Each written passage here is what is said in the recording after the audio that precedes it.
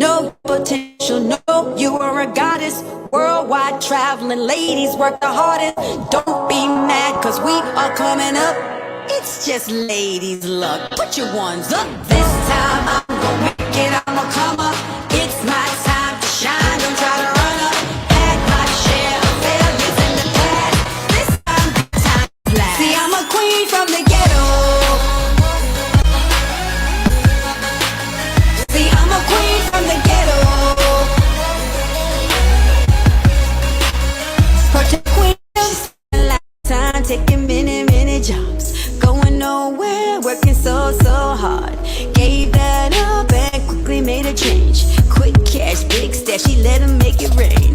But she knew one day that she would come up, change her life again. She sees the sun up. It's the time to shine, don't try to run up. Had your share of failures, put your ones up. In life, put your ones up. Say it's alright. See, she's a queen from the ghetto. See, she's a queen from the ghetto. Protect your queendom. When I rise, they always start chasing. Backstabbing, throwing shade, over tea debating. Came from the bottom, now we're moving on up. Let's just get the check, put your ones up. Street life really takes a toll. Young man, peer pressure, gotta play a role. Risk his life each night, packing bowls. Taking what's not yours, truth be told. Big dreams, big plans, you gotta get a break. Street life will bite, be careful what you take. Young man, you don't know who you are. One day you could be a star. He said, I will change my life. Say it's alright. See, he's a king from the ghetto. See, he's a king from the ghetto. Hey. Protect your kingdom. When I rise, they always start chasing. Backstabbing, throwing shade, over tea debating. Came from the bottom, now we're moving on up. Let's just get these checks, put your ones up. You're gonna know my name. Queen. You're gonna know my name. Queen. When I rise, they always start chasing. Backstabbing, throwing shade, over tea debating. Came from the bottom, now we're moving on up. Let's just get these checks, put your ones up.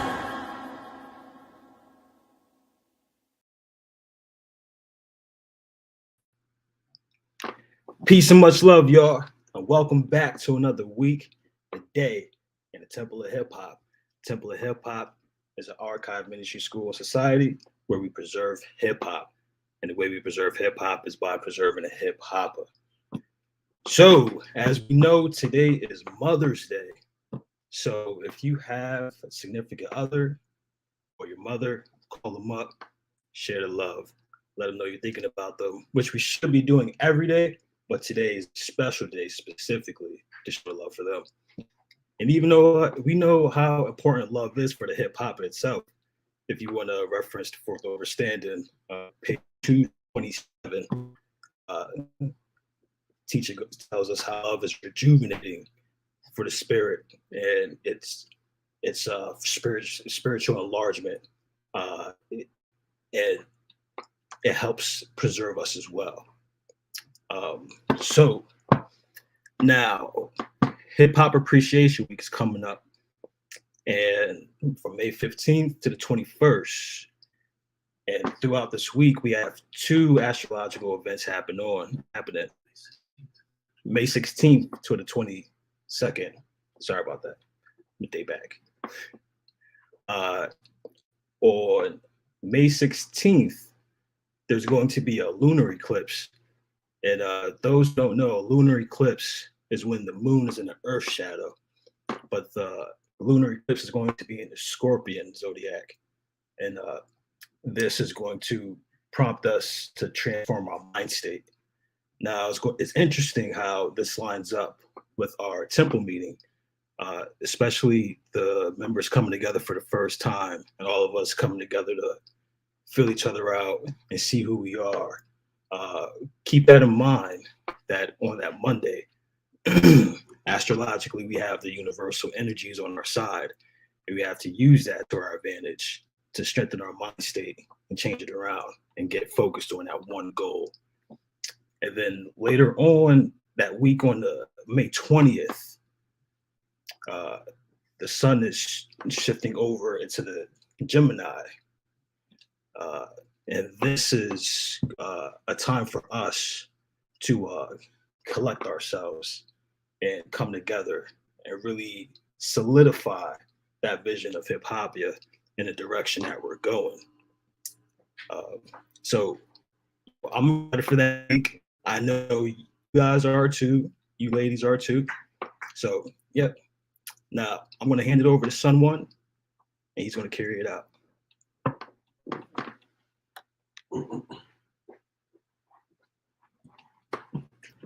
Peace and much love, everybody. Welcome to the Temple of Hip Hop. Again, the Temple of Hip Hop is a ministry, archive, school, and society. We are a hip hop preservation organization in which we believe the best way and manner to preserve hip hop is to actually preserve the actual hip hop themselves. Let me start by saying happy Mother's Day, happy loving Mother's Day to all the mothers on this call, to all your mothers that you have to have in order to exist on this planet, whether they are still physically with you or with you on the other side of reality, the spiritual side of reality. Let me start by talking about, we have a couple of updates as far as Hip Appreciation Week is concerned. We have confirmed the fact that we will be having our ceremony for the certificates of the true hip hoppers from the Temple of Hip Hop at the Sheila Oliver Conference Room in Newark, New Jersey. Everybody should know that also you need to bring your Gospel of Hip Hop with notes updated as far as keeping up with the studies. We will be checking them. We will not just be handing out the certificates. We're going to verify really earlier in the week before we ever get to that day. It's not going to be on the spot. So everybody will know who's actually going to get a certificate when we actually do so. But again, we will be making sure that you do have the highlights. And if it's not in your gospel, still bring your gospel or bring your notebook with you. We're also aware that some people don't have an actual physical gospel and that they're using PDFs, whether in Kindle form or just a PDF itself in order to keep up with the gospel readings. So that being the case, we understand. Well, just know that, just be prepared with your gospel when you show up. Also, everybody should know as well, and I'll repeat this again because we're kind of, well, it's Mother's Day, which is why I'd imagine our attendance is looking the way it is at this current moment. But you'll have to bring, or you have to send in your ID, first of all, to the Hip Hop Appreciation Week email. You have to send in a copy of your license. This is not, it's not an option to not. So otherwise to say, it sounds harsh, but it's really not. You cannot just show up to enjoy the Temple of Hip Hop's festivities. You could go to New York, you could go to Newark, you're more than welcome to go to these areas. But if you do not send in your ID, please don't just show up. I know maybe there's been a little miscommunication Um, as far as or that I've been getting within the past couple of days, of people saying they didn't know about this, but you should have known about it if you were keeping up with our studies. But and so even those who are local, if you just didn't send it in because you're like, oh, I don't need a hotel, so there's no reason. No, we still need to know whether or not you're showing up or not. Even if you're coming just for a couple of days, most of the people who sent in um, correspondence to that email is because they actually are staying the entire week. Um, but no matter what, we need that in order and not to bring it there with you. We need it ahead of time. Again, for the safety of all of us, for our teacher, for Minister GSIMONE, for you, to make sure that we know who's actually showing up. Um, so that being the case, there's the email. Go ahead and send in your ID. And if you can also include whether or not or how long you actually plan on coming or what the situation really is. We'll be sending out another email, if not tonight, tomorrow, in which we will have everybody fill out a questionnaire to get more information about those who are actually joining with us so that we can be prepared for those who may be vegan, to know your elements that you practice and just to get more familiar, so that we can speed up our activities and what we're doing. Now, um, also I can't read it from here, but it's the yeah, hold on, let's see if we can blow it up. No, that didn't work. Um, There's another update. I'll have it specifically. It had to deal with it's the Latino. Hey, there we go. What? Just all right. Now scroll it up. Scroll it up. This is dope. No, not that down. Yeah, there we go. All right, right there. Okay. So the history of breaking and the Latino influences on the evolution of hip hop as culture, featuring Martinez, has been confirmed also as well at Essex County College Theater, I believe, um, in Newark, New Jersey as well. So for those of you taking notes on how it's going to come up, and we're also going to send you this before you arrive, or possibly in reply to you guys filling out the questionnaire that you send in. Um, so that being said, mothers, mothers. Uh, Without you, there is we nothing exists, or at least not for us in our consciousness. And the the fact that mothers even willingly uh step up to endure pain, excruciating pain too, pain that they say we're not even, or as men, we're not even capable of handling. We would break in the process of trying to give birth. So clearly, the universe knows what it's doing. Um, but note that the appreciation for women, I'm not sure when you can say it got crazy. To as far as trying to, I don't know, subdue women, or make them feel like they were less important to being like, or I feel is that in no way, shape, form, or fashion could even be a thought of mine, knowing that we don't get here. There's no other way to get here. And that being the case, that's it's hard to not even really totally worship women in that sense of being grateful for why you are or how you are.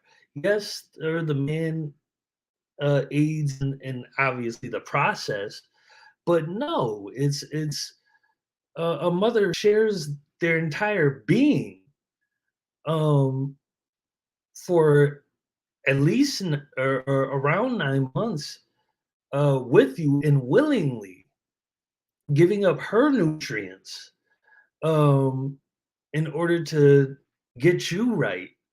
It's like when you really look at, and sometimes in very costly manners, or it's hard to say, but or I recently realized this with my wife and her having, or when they get the test, this is why they're getting tested constantly because they're sharing everything that keeps them alive. And that's to me worth all praise and admiration and every positive compliment that you could give. And it's sad in a sense that society is the way that it is in reference to women and their treatment and their belittling and this, that, and the third, and or set aside judgment and really just stick with what it to me with what it really is, what it's been since the foundation. That they link us back all the way back a couple million years to one mother. Mitochondrial DNA, I believe, or RNA is one of them, that's transferred, came from one woman in Africa. And that's a fact. It's a fact that they know. They've checked multiple. Everybody has it. So we're all connected. This one mother, which possibly, obviously, still came from other mothers, but who knows? Now, see, when I mean we're having faith in a God that we don't quote unquote see, but this mother, and there's evidence of her. Not only that, she lasted. Um, almost as like or like you could see where it came from. Not just think about it, not just have faith in, but no, the physical bones and remnants of this woman, this God that we all stem from, every single one of us, every person you see on the planet is technically, you're related to that person from this woman. We got to keep this in mind and care more. Care more. I know some of you got into the habit, or like myself, I had a mother I could call, or this day is a day that I would always call. We would always talk. We didn't talk any other day. We talked on this day. Continue that talk. Don't think that I'm for sure my mother's with me. From things that is too close for comfort. So just praise the mother. Praise your mother. I even say that in one of my songs. Don't praise me, praise your mother. It's your mother that deserves praise, straight up and down. And with that, we will bring on a queen mother, Kentucky, our own acronologist, Mr. GSIMONE. Hello, Minister Sun One. How are you? Peace. I'm doing wonderful. Yourself? Just fine today. And hello, PASCAL-ONE. I don't see him, but I heard him come on in the beginning. So hello. Yes, indeed. Happy Mother's Day. Thank you. Thank you. And thank you for that great intro. I'm going to begin, and then we are going to get to it. Yes, indeed. Yes, sir. Welcome again to the Temple of Hip Hop. I am the Acronologist, GSIMONE. The brothers have just explained what the Temple of Hip Hop is. It is a ministry, archive, school, and society that approaches hip hop as a divinely inspired global culture for peace and prosperity. As you know, Hip Hop Appreciation Week is upon us. It is every third week in May. And at that time, we appreciate each other. We appreciate hip hop. And this year we're going to meet May 16th to May 22nd, and we're going to group together and we're going to learn about each other and learn more about who we are, what we are, and how we can enhance and help each other to preserve hip hop as we should. I want to go into a small piece on Mother's Day, the origin of Mother's Day, and a little bit of that, and then we'll get right into the teacher. Today, we celebrate Mother's Day. So a special shout out to all the mothers again. Shout out to all the mothers, mothers to be, mothers who are, just mothers all over. We shout you out. Thank you for everyone who has reached out to me personally from the Temple of Hip Hop this morning. Thank you very, very much. I want to shout out Professor Joseph Sanchez, who added a jewel to acronology today. He came up with a great acronym for MOM, which is Moving Over Mountains. And it feels like that sometimes. And even what Minister Sun One said about giving birth, and that is like literally moving a mountain to give birth and to have that experience where another being is within you for 9 months or however long you carry the child. Sometimes you have a premature birth. Sometimes you go over the due date, like I've done all 4 times that I've been pregnant. But it is an experience and it is a moving of a mountain. So Joseph, you are totally right on that. Let me go into the history of motherhood. As you know, again, today is Mother's Day. The history of motherhood seems to reflect the development of hip hop over the years as well. Looking at it here. I'm sorry, I'm just getting my notes together. Okay. I'm sorry. My phone is bugging out today. Mother's done. Okay, here we go. Mother's Day is a holiday honoring motherhood. It is observed in different forms throughout the world. The history of motherhood also seems to reflect the development of hip hop over the years as well. The commercialization of cultural ideas is something we here at the Temple of Hip Hop pay close attention to.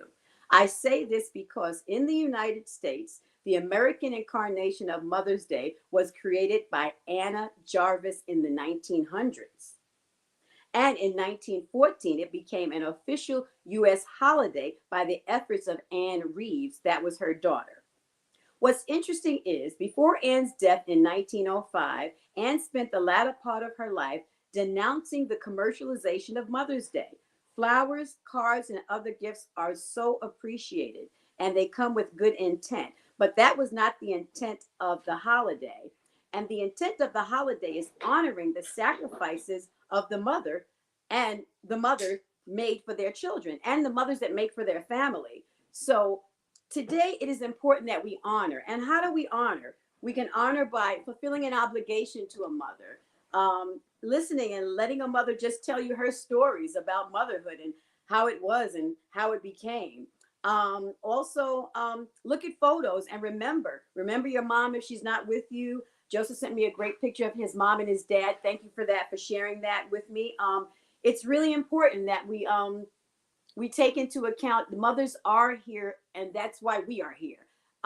We come through the canal of the mother. We are birthed, and we are here on earth, and we are living our lives, and we should not forget their contribution to us even being here, because if not for them, like someone said, we would not even be here. So it is so important that we honor them and that we appreciate them, as we appreciate hip hop, as we appreciate each other. This is a special week coming up for Hip Hop Appreciation Week. We hope to see you in New York City. Please, as someone just said, send in your ID and how long you will be staying here with us so that we are clear and we make sure we have gifts for everyone and have takeaways for everyone. And we want to make sure we have our counts correct. So if you're bringing someone with you again, they also need to ID themselves as well. Thank you so much. It's always great spending time with you guys. I'm going to send it over. I think now we're going to play a video, and then the teacher is going to come and he's going to continue to read the movement and get us inspired and motivated for the weeks coming up and the weeks ahead. Thank you again, Temple of Hip Hop. Thank you, everyone. Peace and blessings. Have a great week.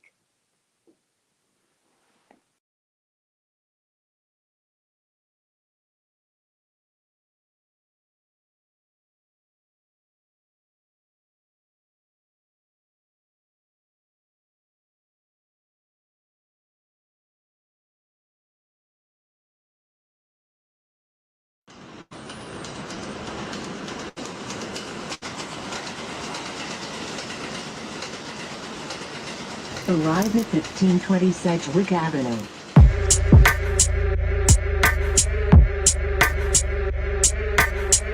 Let's go back. Back in the time. Back in 73, in the borough of Bronx. Man, you couldn't be weak. Man, you had to be smart. See, we talking about streets. Now we talking about art. When we talking about beats, man, we talking about heart. We was rocking the heartbeat, live in the park. Gun spark in the dark. It was all just a part of the 80s Bronx scene that created art. How you know, KRS? I was there from the start. 1600 Sedgwick Avenue, that was the spot. 1520, hip-hop started right on my block. This original hip-hop, whether you like it or not. I'm reminding you this rhyming cause you might have forgot. Drop on the spot, B-boys start pop. Live on the block, this is raw hip-hop. Drop on the spot, grab writers don't stop. Bottom to the top, this is raw hip-hop. Drop on the spot, MCs make it hot. Microphone rock, this is raw hip-hop. Drop on the spot, DJs on the chop. Cut, hit, scratch, this is raw. See, when we would begin, they brought the heroin in. They was really determined that we was never gonna win. But by looking within, we began to believe that we was breakers and writers, chasing MCs. We was so damn poor, we was eating free cheese. But that made us poor. We started eating MCs. This before the fees and the MTVs. When you walked in New York and your ears would freeze. Walla beats and leads, mock necks and tees, nylon BVDs. We was fucking with these, we was fucking with this, we was fucking with that. But when the 80s came in, we started fucking with crack. And along with the crack came a big old gap. And along with the gap came a big old stack. Cause if you ain't had that, you was the next to get that. This the way that it was, I'm just taking it back. Drop on the spot, B-boys start pop. Live on the block, this is raw hip-hop. Drop on the spot, grab writers don't stop. Bottom to the top, this is raw hip-hop. Drop on the spot, MCs make it hot. Microphone rock, this is raw hip-hop. Drop on the spot, DJs on chop. Cut, mix, scratch, this is raw. This the way that it was, this the way that it went. Man, you had to survive, card note with the rent. When the 90s arrived, 80s money was spent. All them dudes that was live, to the prison went. And them dudes that survived, they began to repent. Then they realized in rap, there was money to get. So gangsters became rappers, rappers became gangsters. Fake became the real for the paper.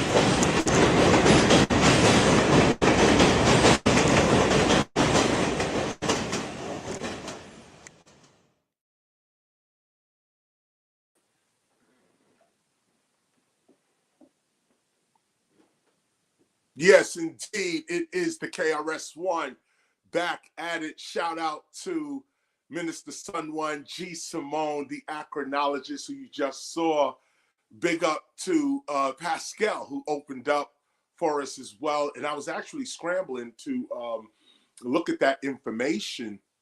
So much more with that, the lining up of the eclipse that we're about to go through.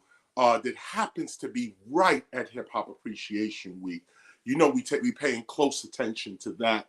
Shout out to everyone as well that joins the Temple of Hip Hop every Sunday, 12 o'clock. We do it just like this. As mentioned, this is the Temple of Hip Hop, Ministry, Archive, School, and Society. Now, last week, we didn't even get into our reading because we dealt with the question of Africa Bambaataa. And we spent hours on that because it was a teachable moment.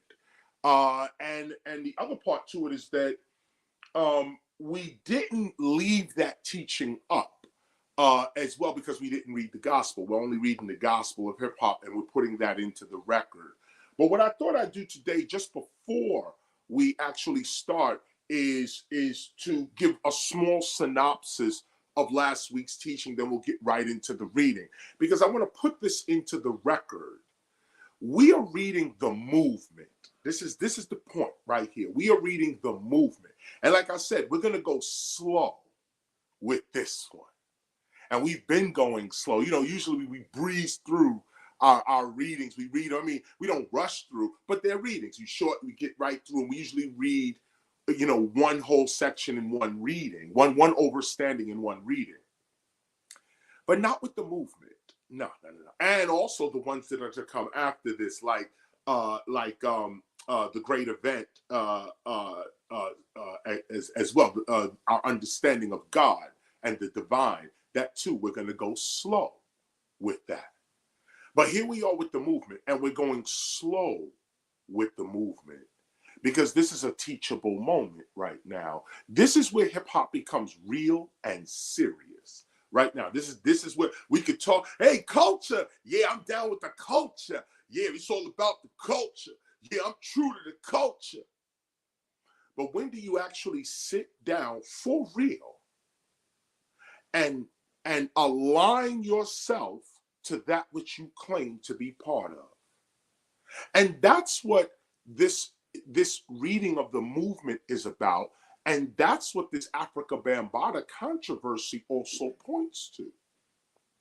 It points to, in real time, how we are going to conduct ourselves as a nation.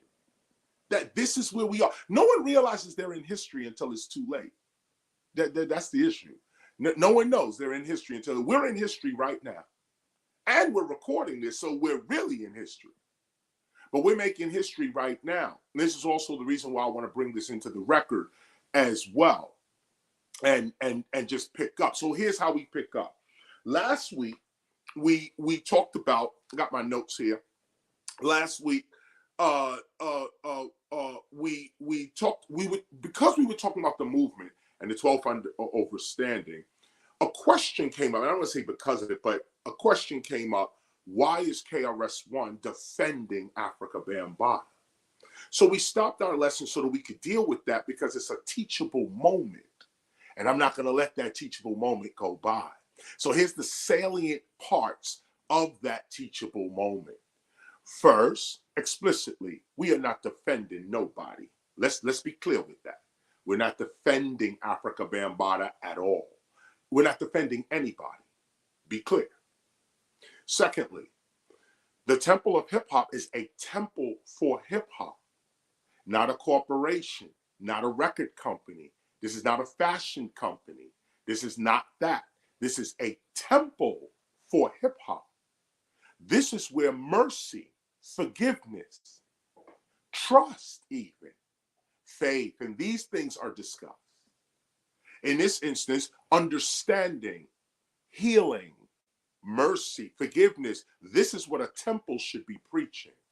And this is what is important for us to know. If you're serious about the Temple of Hip Hop, if you're serious about your spirituality and the condition of your soul, the development of your soul and your mind, if you're serious about that, then you've come to the right place, and we're not going to front.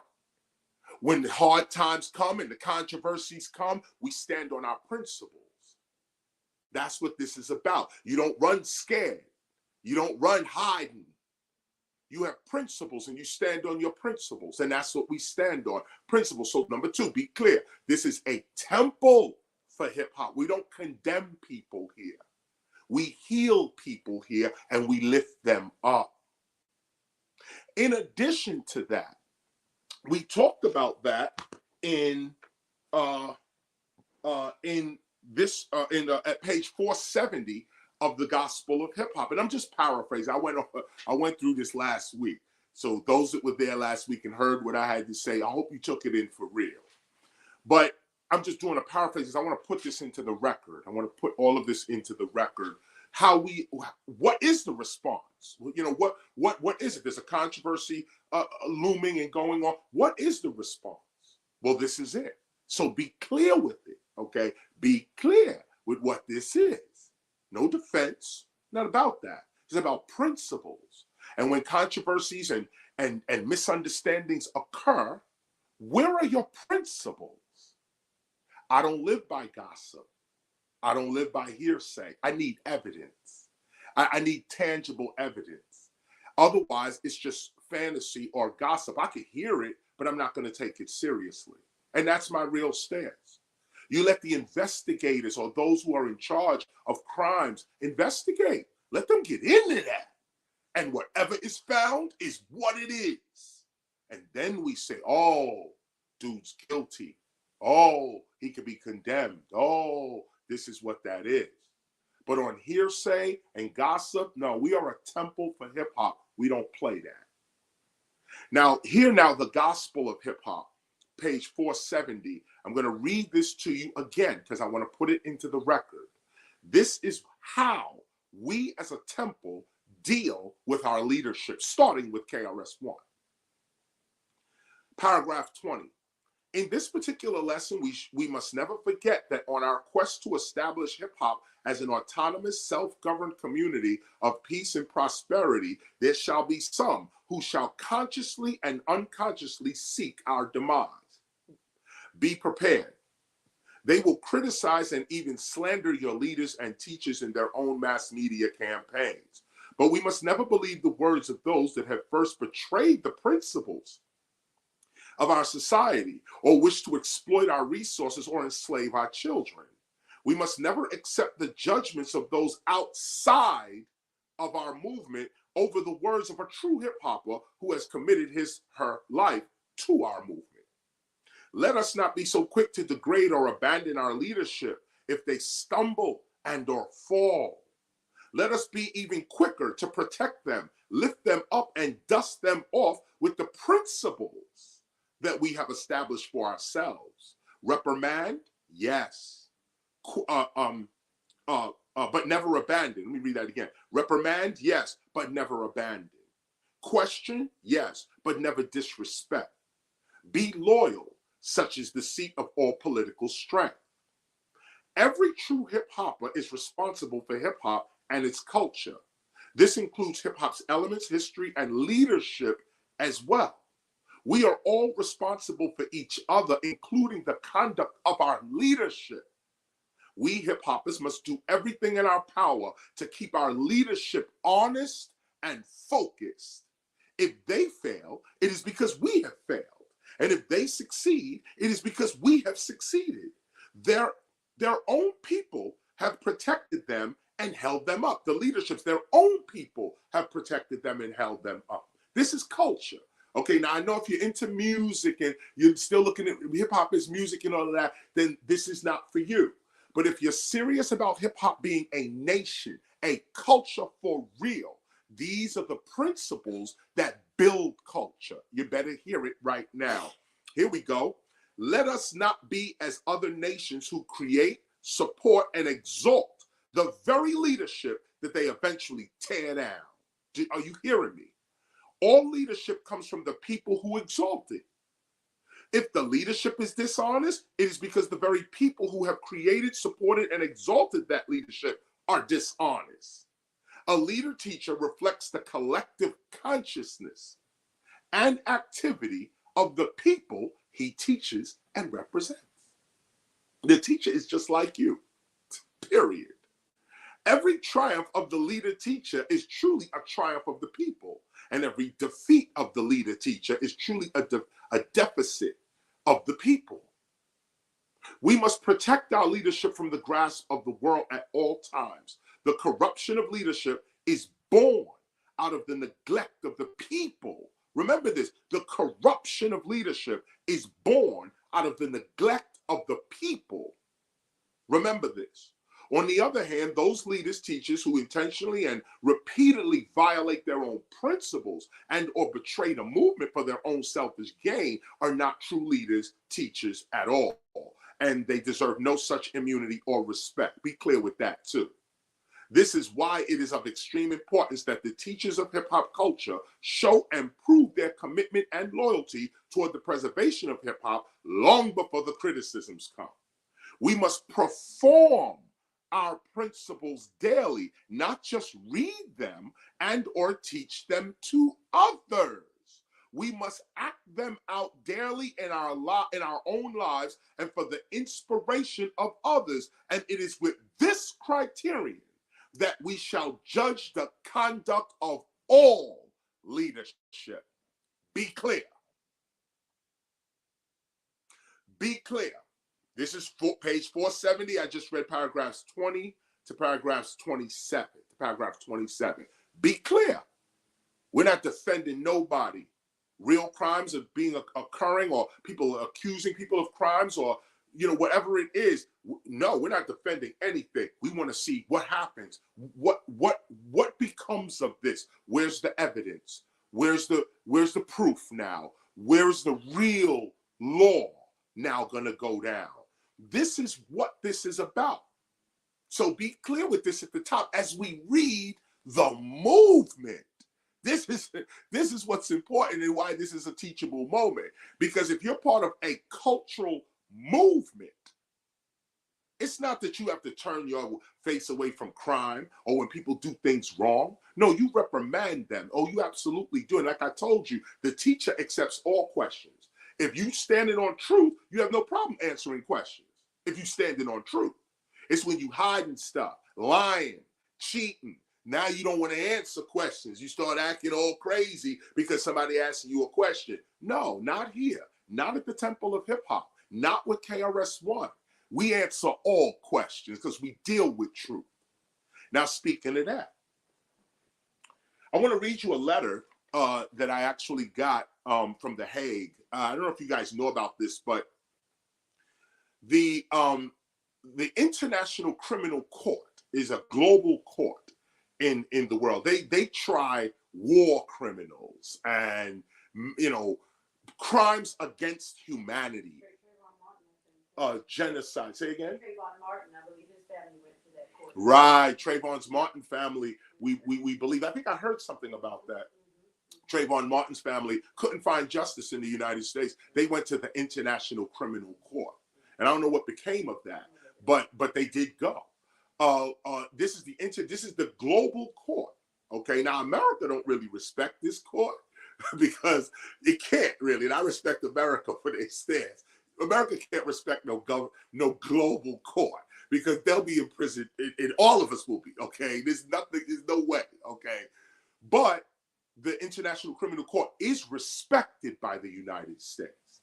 The United States doesn't join in or this, that, and the other, but lawyers, people, NGOs, people who know what's going on in the world do respect the International Criminal Court. Now, I bring this up because when the Africa Bambaataa controversy first broke out in 2017, I got a letter. People were saying all types of stuff about me and wanting to disrespect my legacy and my name because I answered a question. I answered a question, and because the answer, nobody wanted to hear the answer, all of a sudden now KRS is defending Africa Bambaataa, or how dare you defend this, whatever they were calling him, pedophile or whatever it was, they're calling him. No, I don't deal with gossip. I'm looking for the evidence. I'd like to see what the investigators have to say about this. What is his attorney have to say about this? Nobody wanted to hear that. But fine, my work is not emotional, so please understand that as well. I'm not moved by people's comments. I'm moved by principles and by law.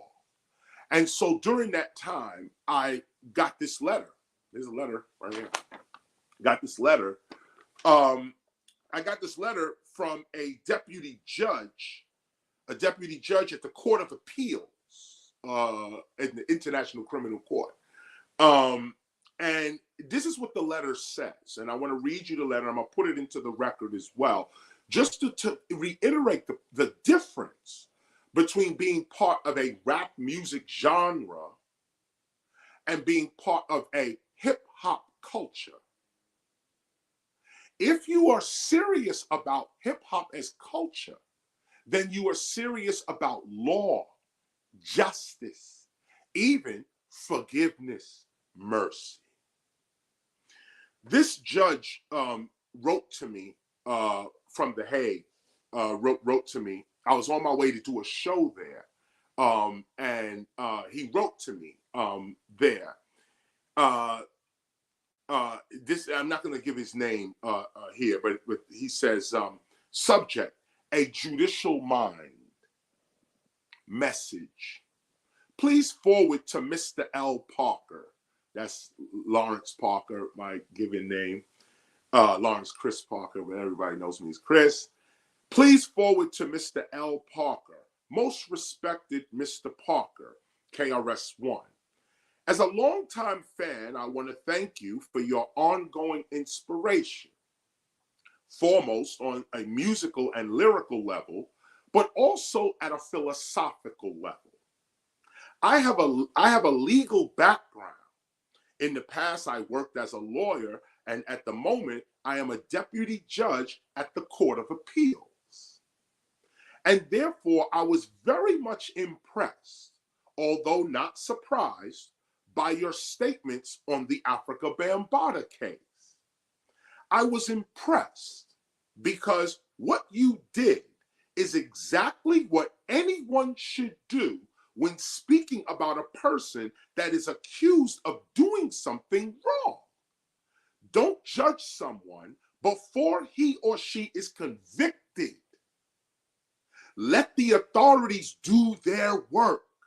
And if you have no founded reasons to doubt the process as a whole, accept the outcome.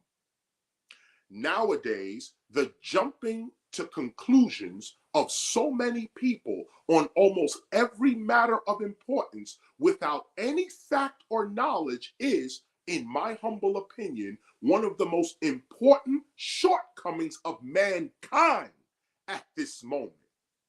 It's also very dangerous.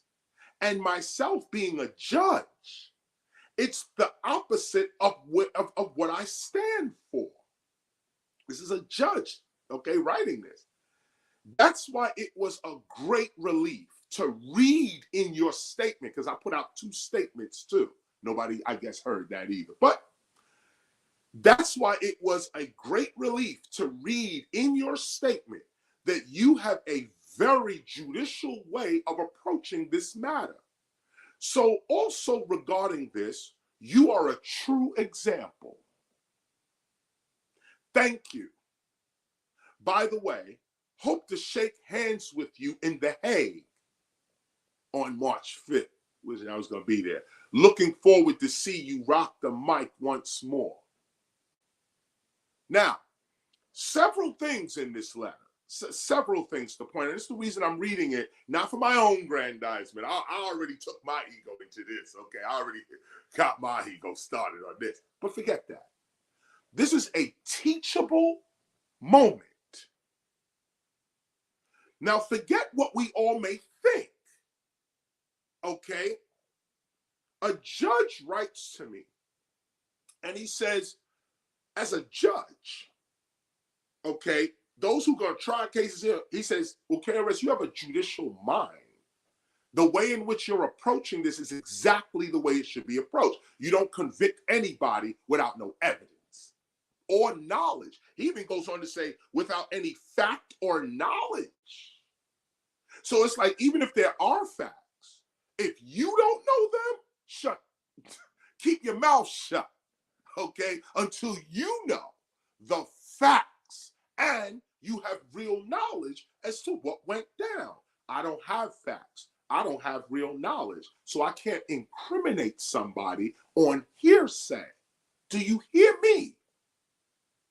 You don't do that anyway as a person. I wasn't thinking about no legal anything, okay? My words come from my principles, okay? But it just so happens that the principles by which I'm teaching you guys are also the principles at the International Criminal Court in The Hague, which they are sending me. This is evidence, okay? They're sending me evidence saying, no, what you're saying and doing is absolutely correct. This is from The Hague. Now, another part of this is, wait a minute, hip hop is in The Hague? Wait, hold up, slow up. You mean to tell me there's real hip hoppers, and that means look who's coming to KRS-ONE's concerts. This is a judge, okay? A judge. He's coming to the concert. Love to see you rock the mic. Crazy. Okay, take a look at this. So I read this as a teachable moment. You know, I read this as a teachable moment because what I want to do in this reading is separate a rap fan from a true hip hop citizen. And as citizens of hip hop's actual culture, we don't tear each other down. We don't do that. There's no way whatsoever we could tear each other down and then claim to be part of the same culture, hurting the same citizens of the culture. That can't go down. That can't happen. Can't happen. So while others play games with the culture, and while others sit there and give themselves titles and names and accuse people without knowledge or evidence, accuse people without don't know, not just he said and she said and they said, so I'm going to say it. That's your business. To me, I find that immature. That's me. But to each his own. I want to be clear with you with the temple of hip hop. That's what I want to be clear with, so that we are clear. And I'm putting this into the record so that we don't have to go through this again. I'll just refer you to this particular lesson regarding the movement. And those who also have not seen this or may say, you know, why is KRS defending Africa Bambaataa with all the accusations against him? Take a look why. I'm explaining myself explicitly. For whoever got the question, here's your answer. And it's now in the record. Okay. So as we talk about the movement now, and those who are serious about the movement, okay, let us continue our read of the movement. And we are now going to go to page 514. 514, page 514. And I'm starting at paragraph 105. I'm starting at paragraph 105, but what I want to do is make sure, I'm going to read back from 104 because, excuse me, here's why. Oh, wait a minute, I'm sorry. You know what, Smoke? That drink should go back in the fridge. Yeah, I don't want to waste that. Yeah, the water and the and that juice. And you know what? Then I'll take a water as well, right? Yeah, cold water. The reason I'm reading 104 again is because it's we highlighted the last time we were speaking. Here's what we're highlighting. And I think it's Mr. Wiggles that's saying this. Mr. Wiggles is saying this from the Rock Steady crew. Back in the days, the MCs needed to be heard. The dancers needed to be seen. The art needed to be seen. You know what I'm saying? We got to get back to the original cultural mentality of the whole art form. Once we get everybody culturally based, then we can move. But right now, we're not treating it like a culture. We're treating it as a commodity. And when you choose a commodity, you're going to lose it. Highlight. All of that was highlight. And that was an important part because everywhere that culture is being everywhere that culture is being mentioned for the first time, you'll notice that it's highlighted. Because it was during these times where the word culture was not associated with hip hop. People were still associating hip hop with music, okay? But a few of us, like you could see, Wiggles, Crazy Legs, members of Zulu Nation, Hurt, others, we were talking about hip hop as culture. But we were scattered. Bam had a vision of it, this culture. Hurt had a vision, this culture. I had my own vision. Somebody else had a vision. We all had to get in that room and decide what was going to be the culture. And the argument broke out. Here's where it starts. And then Jacqueline Hines, a well-respected hip-hop activist, said, well, just to follow back on what he just said, meaning Wiggles, I think, first off, we have to get rid of the hypocrisy in this room. And with no offense to anybody in here, but for all the old school people in here, I'm Jacqueline Hines from Hip Hop Incorporated that called when I first came up with the idea of a museum, Hall of Fame turned archive. Stop. We highlight this last week as well. I want you to highlight it now. Not the whole 105, but just this part. Underline this part or highlight this part. And with no offense to anybody in here, but for all the old school people in here, I'm Jacqueline Hines from Hip Hop Incorporated. That's an early hip hop organization that doesn't get any light, nobody hears of, nothing, but it's documented. Hey, I'm Jacqueline Hines from Hip Hop Incorporated. that called when I first came up with the idea of a museum, Hall of Fame turned into archive. That now we underline that because this is the first time we're hearing about a museum. And whether she's true or not, when she said it, nobody in the room said she was wrong. And as we will read, excuse me, as we will read, the argument did get heated. The argument did get heated, okay? But nobody said she lied or was making claims she didn't have or posturing or this. Nobody said nothing. They heard her out and then responded accordingly. So we underline this part at 105 again, and with no offense to anybody in here, but for all the old school people in here, I'm Jacqueline Hines from Hip Hop Incorporated that called when I first came up with the idea of a museum, Hall of Fame turns into archive. So she documented right there in a cultural meeting that she was the first to do this. Now it may not be true, but in our culture, in our documentation, it is true. Or I'll put it this way, we have agreed that it is true because nobody has said, I was there and nobody said nothing. In fact, the attitudes in the room was like she was right. In fact, dudes started like crazy, like, let me read on. They started to acknowledge what she was at, started to defend themselves against what she was actually saying. And that's why we're actually underlining this, because as museums go up, when we get to Hip Hop Appreciation Week, we're gonna possibly have that walkthrough as well. And you know what I say possibly, because I gotta. We didn't confirm that yet. Let's make sure we confirm that. But I did speak to Rocky, and that's what he wants to do. So. No, not Ludlow. Ludlow's not confirmed either. That's not. That's what I thought you said. Right. No, Rocky, the walkthrough on site. Construction. Gotcha. That is confirmed. That is confirmed. I'll be reconfirming that with Rocky. Righteousness. Okay, so that is confirmed. I got the schedule in my head back and forth. I shouldn't even be saying anything. I should be reading this so on. But I mention it because as we go to the Universal Hip Hop Museum, the construction site, to see what they're building and get a little word on this monumental museum, let us keep in the back of our mind that there were people before this that was talking about this but couldn't get the time of day. And you ask now why, like I'll say this up front, okay? So the Universal Hip Hop Museum, which I'm in support of, they got a $35 million budget to build this whole thing, okay, in the Bronx, but can't find not a dollar for any of the pioneers at all. None of them. And I argue with Rocky about this. That's why I'm bringing it up to you here. He has a good point, though, as well, because most of the money's tied up in construction. We all know that. But 35 million? And you can't pull off just 1 million to honor the people who the building is being built for.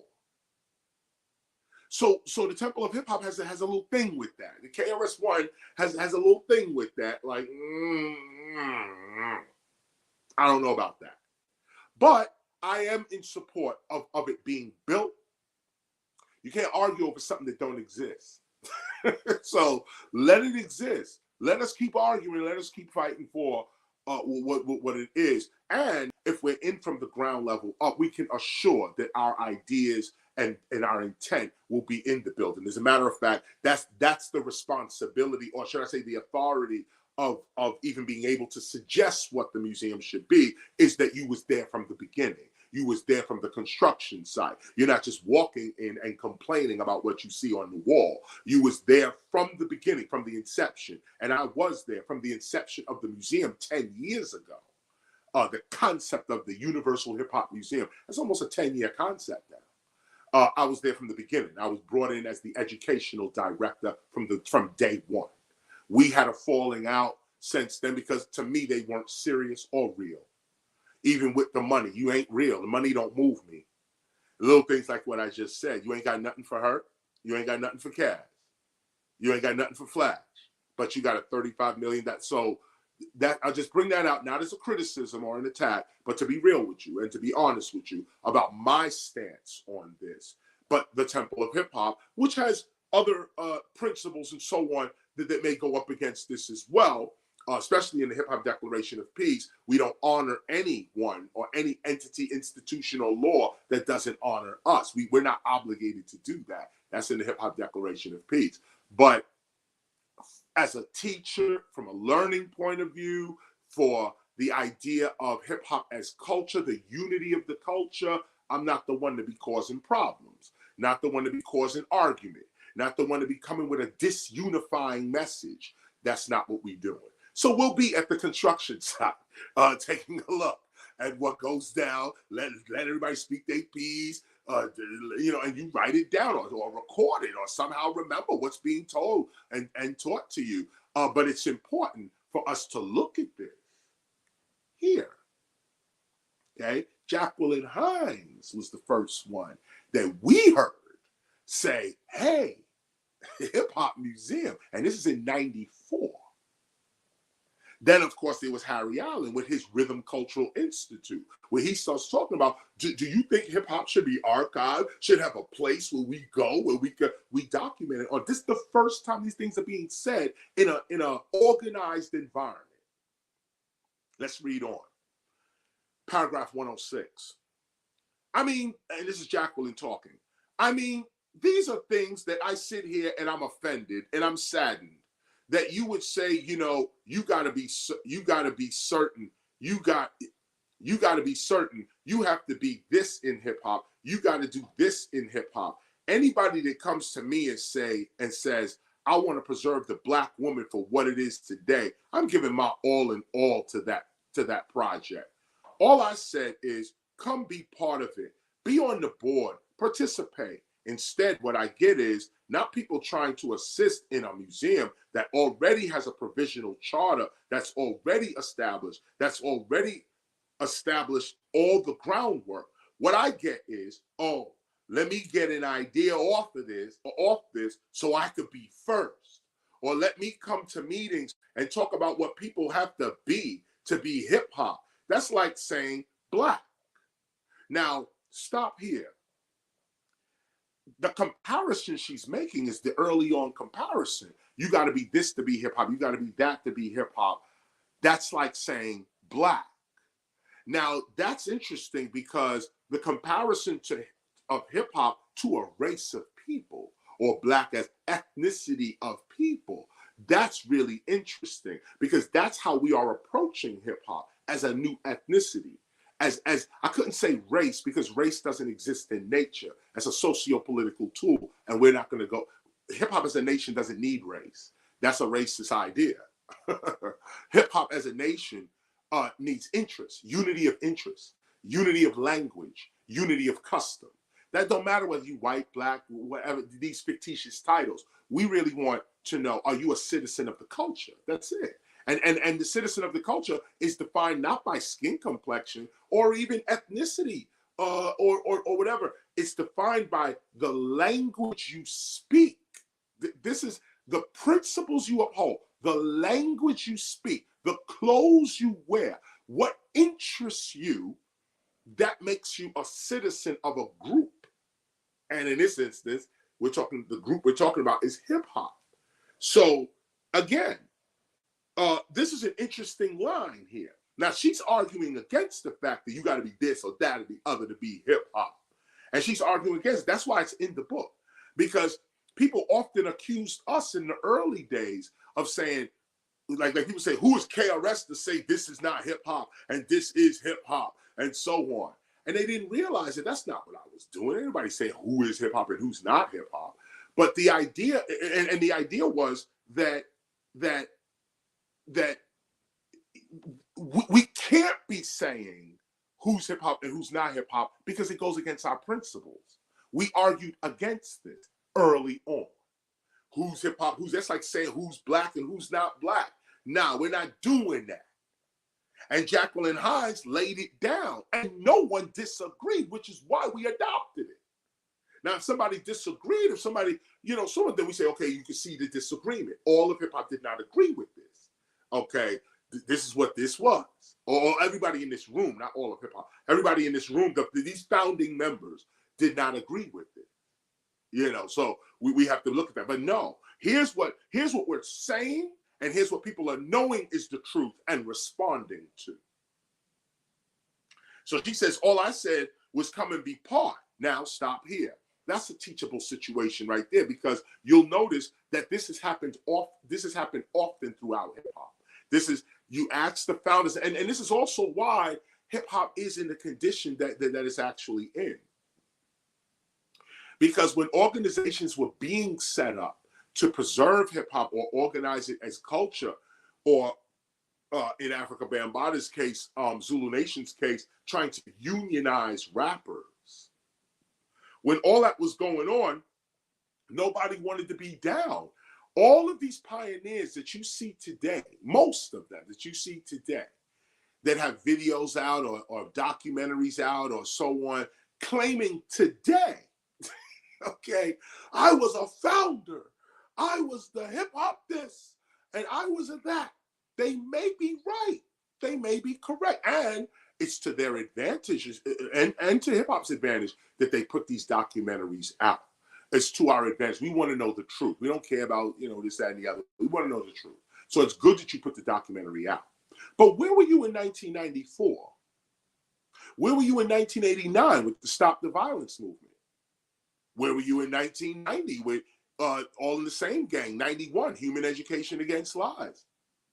Where were all of these pioneers? They were nowhere.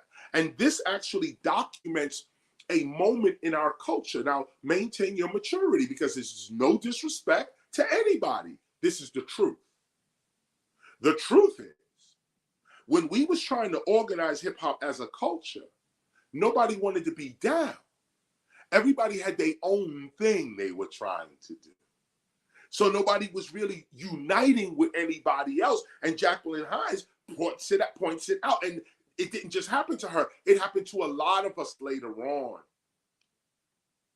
She says here, all I said was be part and be on the board, participate. Instead, I get people trying to,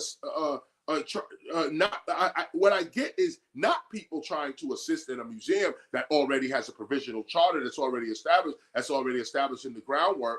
What I get is, let me get an idea off of this so I could be first. Stop there.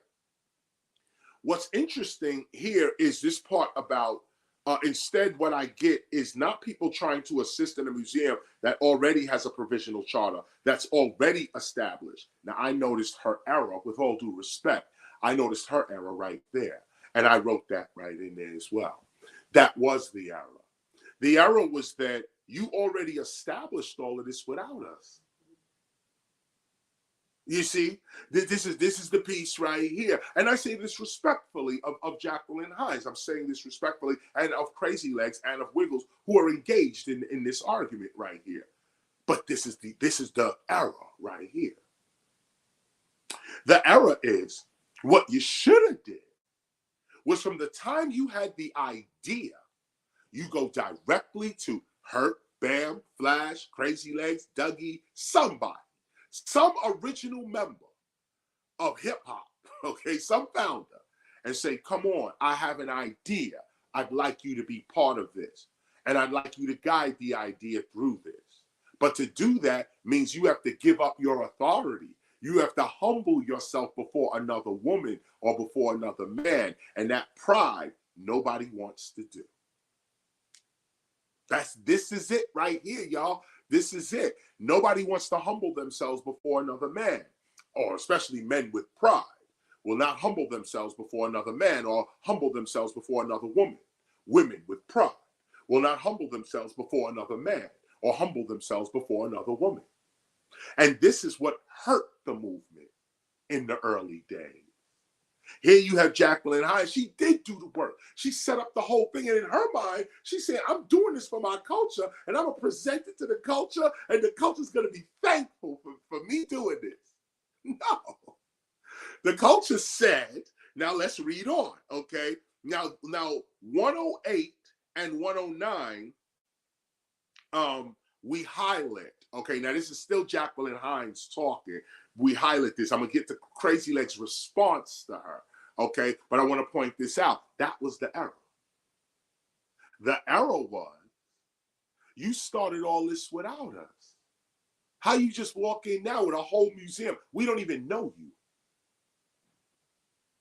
Now, Rocky's doing the same thing over there with the Universal Hip Hop Museum. You're going to build this whole museum. And the founders of the museum don't respect you, really. And I say that respectfully. They have all types of beefs and arguments, and people don't want to support. And don't want to support why? Because we know you're colonizing the culture. You got $35 million to build a building, and nobody can feel that money except these contractors. And you building it for hip hop. No, you're taking hip hop. And now we're gonna have our children are gonna have to pay money to go into the building to see their fathers and mothers. How are we allowing this to happen? We're allowing it to happen because while they're building edifices to our culture, to take our heritage too, by the way, we arguing about Africa Bambaataa and whether or not he did this or that. Do you not see the childishness in this? Do you not see the real damage that is happening? I'm putting it into the record because I just want to make sure somebody said it. Somebody said it when it was going down, not 10 years after. Oh, yeah, you know, I thought about that later. Yeah, no. Right now, while this is happening right now, we are saying this right now and making ourselves aware of this right now. We got to be mature or our culture fails. And if the culture fails, our children fail. Everybody is trying to take our culture from us. And all we do is arguing amongst ourselves while they rape us, rape our children. Well, the Temple of Hip Hop ain't doing that. Sorry if that offends anyone, if that is sorry. Like I said, turn me off right now. We're not doing that. We are defending this culture. That's what we defend. Hip hop as culture. And not allow these entities, whether it be universities, corporations, or individuals, to tear down hip hop as culture. No, we're not allowing that on no level. So when you look here, this what we read, understand the depth of the reading. Understand the depth of the reading. Okay. You should have started your institution with the founders of the culture itself. When I had the revelation to start the Temple of Hip Hop, after the meeting in 1994, the gospel of hip hop was first. I said, I asked for permission to write this book, pamphlet, something in front of everybody, and I got it. Now, some will call this ritual, and it is, it's ritual. Of course, I could have wrote the book myself, but then I would have ran into what Jacqueline Hines ran into. Of course, I would have I'm KRS, what? I could write this book, but then I'd be right here. No, my character already knew. Yo, you want to write something about a culture? You got to get the culture's approval and the culture's knowledge. And you're not going to get the knowledge until you get the approval. Nobody wanted to humble themselves before other men. So they didn't get the knowledge. First, they didn't get the approval nor the knowledge. Your founder, although I am KRS-ONE, no doubt, I still went to Hurt and Cindy and asked for permission. Permission. Do you understand? Do you hear the word? Okay, permission. They don't owe me nothing. I don't owe them nothing.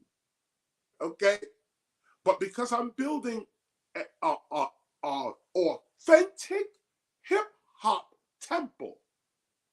If Kool Herc said I ain't with it, I'd have a problem. I'd have a problem. Now, of course, I could get around it and say, yeah, we still gonna do it, but Herc ain't with it. What? What? You know, what are you saying? To be authentic. And see, this is what people don't want to go here, but they want to claim the privileges and claim the power and claim the authority and the authenticity that they don't have because you didn't humble yourself before the founders of the culture itself. You judged them and took your own birthright away. You better hear me. You better hear me now. This is not music. This is not entertainment. This is how culture is built and transferred, and it's a real energy that's on you. And when you have the real energy on you, there's nothing you can't do. And I hope as a teacher, I'm showing you that. I hope as a teacher, I'm showing you that. And that's what I say. I'm not just reading a book to you. You better look at my whole life. You better look at everything. And then the history. Okay, go back, take a look. I'm living my teachings and they work. They work.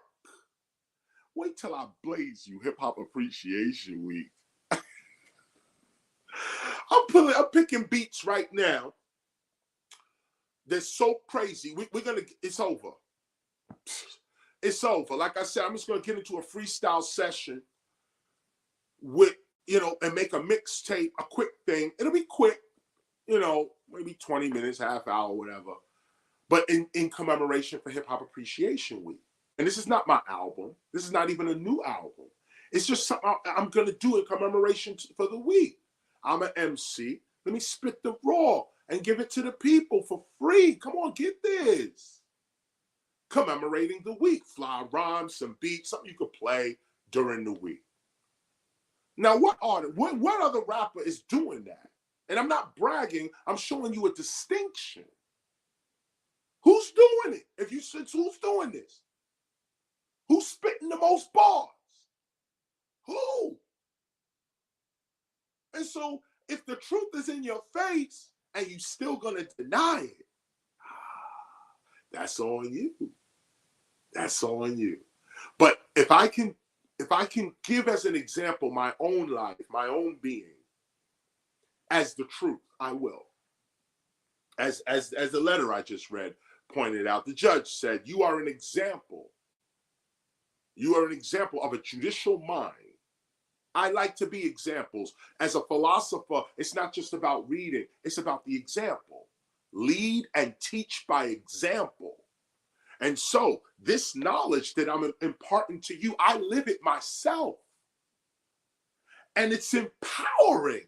KRS is the result of only this. Only this. I'm the result of this. So I say all of that, get back to the reading, that realize what being a member of a culture is in this instance, and realize that the last part I was saying was that when you're looking, my point was that when you're looking to start a hip hop culture organization, you got to go to the originators of the culture, and you got to humble yourself before them. You don't judge them. They can be straight murderers. But if they the ones who started the culture, you better find yourself amongst murderers, because you want the cultural authority. And cultural authority is not on paper. Nah, cultural authority is handed to you. The paper is the representation, the physical representation that you have this cultural authority. That's what the paper is. But the actual authority is a metaphysical experience. It's a vibration, an attitude that comes over you. And that's what you got to try to achieve if you haven't already. So now, and like I was saying, I keep going back. And like I was saying, the Temple of Hip Hop, we went to Kool Herc and Cindy and asked for permission. We got it. We went to Africa Bambaataa and other members of Zulu Nation, they're officials of Zulu Nation, all of them, and we got it. See, and we got it. We went to Grandmaster Flash. We got his approval. We went, and on top of that, let me tell you this, Grandmaster Flash rolls with us, but at the UN, he walked out. He was too nervous. And he didn't believe what we were saying. And I respected Flash for that. Because we were saying to him, I'll just tell you this, we were saying to him at the UN, you're Grandmaster Flash. We are declaring hip hop an international culture today. And we're setting down codes of conduct for our culture today. You, Grandmaster Flash, you invented, I know people don't like that word, invented, but you invented cutting, mixing, scratching, straight up, okay? Why don't you tell these people the meaning of it? You know it's about peace, love, unity, and joy. You know you are a certified electrician before you was a DJ. You know you're a man of God. Why don't you say this to the people? He said, it's not my place to say all that. I'm not going. People can do whatever they want with cutting, mixing, and scratching. I'm not saying that. I respected his opinion, but I didn't agree. And I don't. But I respected his opinion, though. He said, look, I did it and I gave it to the culture for free. That's noble. That's noble. That's some high level performed charity on that level. But just to let you know, again, we still had his approval though. He still understood, because there's other things like Boston College. Grandmaster Flash came and did a whole thing with Boston College, and that was a Temple of Hip Hop event at Boston College. We were getting the origins of hip hop together. As a matter of fact, I think we're going to play a half-hour piece after this. After we finish this read, we're going to play a half-hour piece called The Origins of Hip Hop, the original origins of hip hop. I think Nas is coming out with an origins of hip hop as well. But we had the first one, obviously. I mean, you know, again, I'm not bragging saying nothing. This is just history, okay? We had the first origins of hip hop printed years ago. In fact, big up to Sanchez, Joey. Big up to Professor Joe Sanchez for being the first one to print them. He pressed up a couple of 100 copies, I mean, almost 1,000 copies of the origins of hip hop. When we first did this, he pressed it up for us, and we gave them out for free to everyone. And keep in mind, this giving out stuff for free, we gave out gospels for free. We give out most of our stuff is given for free to the public, to the culture itself. We do that because, again, if you go back to the Stop the Violence movement, Human Education Against Lies, and all of our movements, we raise money to be able to give free books. We haven't forgotten that mission. That's our mission. Now, the mission has been turned and went in all types of directions, but the interest is still the same. We want to give our community free knowledge, useful knowledge. You don't have to pay for this. You don't have to go through all that. Just here's what you need to know, period. And that's the job of a temple. That's the job of a temple in a culture. You come here, you get things for free. You get valuable things for free, but they're connected to the unity of the culture. So let's continue. I think you get the point. The Temple of Hip Hop has the approvals. And I even got signatures. Our early Temple of Hip Hop memberships has Herc's signature, Africa Bambaata's signature, and Grandmaster Flash's signature, and then my signature. That's the original membership certificates we used to give out. And I don't give them out anymore. We changed our order, as a matter of fact. But back in the days, if you had joined the Temple of Hip Hop in the 90s and early 2000s or early millennium, you got a membership certificate with the founder's actual signature at the bottom. No other document in hip hop or world's history is that. None. Because nobody's going to get Herc, Bam, and Flash together like that. Nobody. We did that. And by the way, the Source magazine did it for an article, a very famous article. They had all three of them on the cover and did it like that. So I got to give the Source magazine some respect in history. We put that into the record. Moving on. So we're highlighting paragraphs 108 and 109. Okay, highlight paragraphs 108 and 109. Here's why. We're still talking about Jacqueline Hines, and she's defining hip hop. A lot of people look at me and say, Teacher, yes. Can you start with the middle of paragraph of 107? I'll read the whole 107 again. All right. 107. This is Jacqueline Hines. All I said is come be part of it. Be on the board. Participate. Instead, what I get is not people trying to assist in a museum that already has a provisional charter, that's already established all the groundwork. What I get is, oh, let me get an idea off this so I can be first. Or let me come to meetings and talk about what people have to be in hip hop. That's like saying black. Highlight. A lot of people look at me and they say, well, you're not black because of your hair texture. Well, let me tell you, I'm more black than half of y'all in this room. And I know more about my culture than half y'all. That now it's underlined too.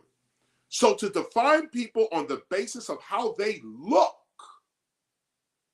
well, you can't be hip hop, you can't be black. That's just bullshit, and I concur. You have to define people by heart and where they're gonna put their time. I don't know too many people that's going broke for hip hop. I tell you right now, I'm broke because of hip hop, and I'm getting into more expenses because of hip hop. And when people talk about they want to do something for hip hop, find out what their root cause is. Find out if they want to be first. And highlight 108, 109. Okay. Now, last week I did go into this real quick. I'll just breeze over it real quick. This part about, I don't know too many people that's going broke for hip hop. I'll tell you right now, I'm broke because of hip hop, and I'm getting into more expenses because of hip hop. That's a badge of honor. That's a badge of honor. If you're a true citizen of the hip hop culture, it's not that you're going broke for hip hop. That's a slang term. But it's that, I'm denying myself certain pleasures because I'm putting real money into my culture. Real money into my culture. I said last week, I brought up the fact that, with the Temple of Hip Hop, we don't ask for donations. In that sense, we do have membership dues. And as the founder and teacher, I say to you unequivocally, listen, what we teach is when you've mastered the elements, you get health, love, awareness, and wealth. Bing! Wealth. Your teacher is not poor at all, okay? At all. We have money here. We work. Therefore, we get our money. You work, you get money. If you are master at what you do, you get the level of money that I get, period, okay? We're not asking nobody for no money. We're asking, we're not asking for anything. We are mastering the skills we're teaching you. And that's how we're eating. It's really just that simple, period. That's what it is. So in that, you got to ask yourself, how much money are you putting back into yourself? If hip hop is you, if you're the culture, are you going broke on the culture? Yes, I'm going broke for hip hop, and I'm getting more expenses, which means I'm willing to put it all up. I'm willing to put my rent up, my mortgage up. I was saving for years for my kid to go to college. But you know what? I'm going to go ahead and use that. How deep is it really with you? Because I tell you, and I'm not challenging any of you out there. Don't take your college. Don't fuck up your child's life, okay? The point is these are examples of going broke for hip hop. The sacrifices that you make on behalf of the culture really determines your citizenship in the culture, and the Temple of Hip Hop marks down that citizenship. You've been donating to the Temple of Hip Hop? Your membership is you're giving money to the Temple of Hip Hop? Well, there's big respect for you, not because of the money, not on that level. Of course, there's big respect on the money level. Of course it is. But no, the respect I'm talking about here is you didn't have to give us anything. The founder is telling you we good. But as a temple, how serious are you? And if you're really serious, put your money where your mouth is. Put your money where your ears are, really. Okay, put your money there. And some of you listening to me right now, I will thank you right now on this call. Thank you.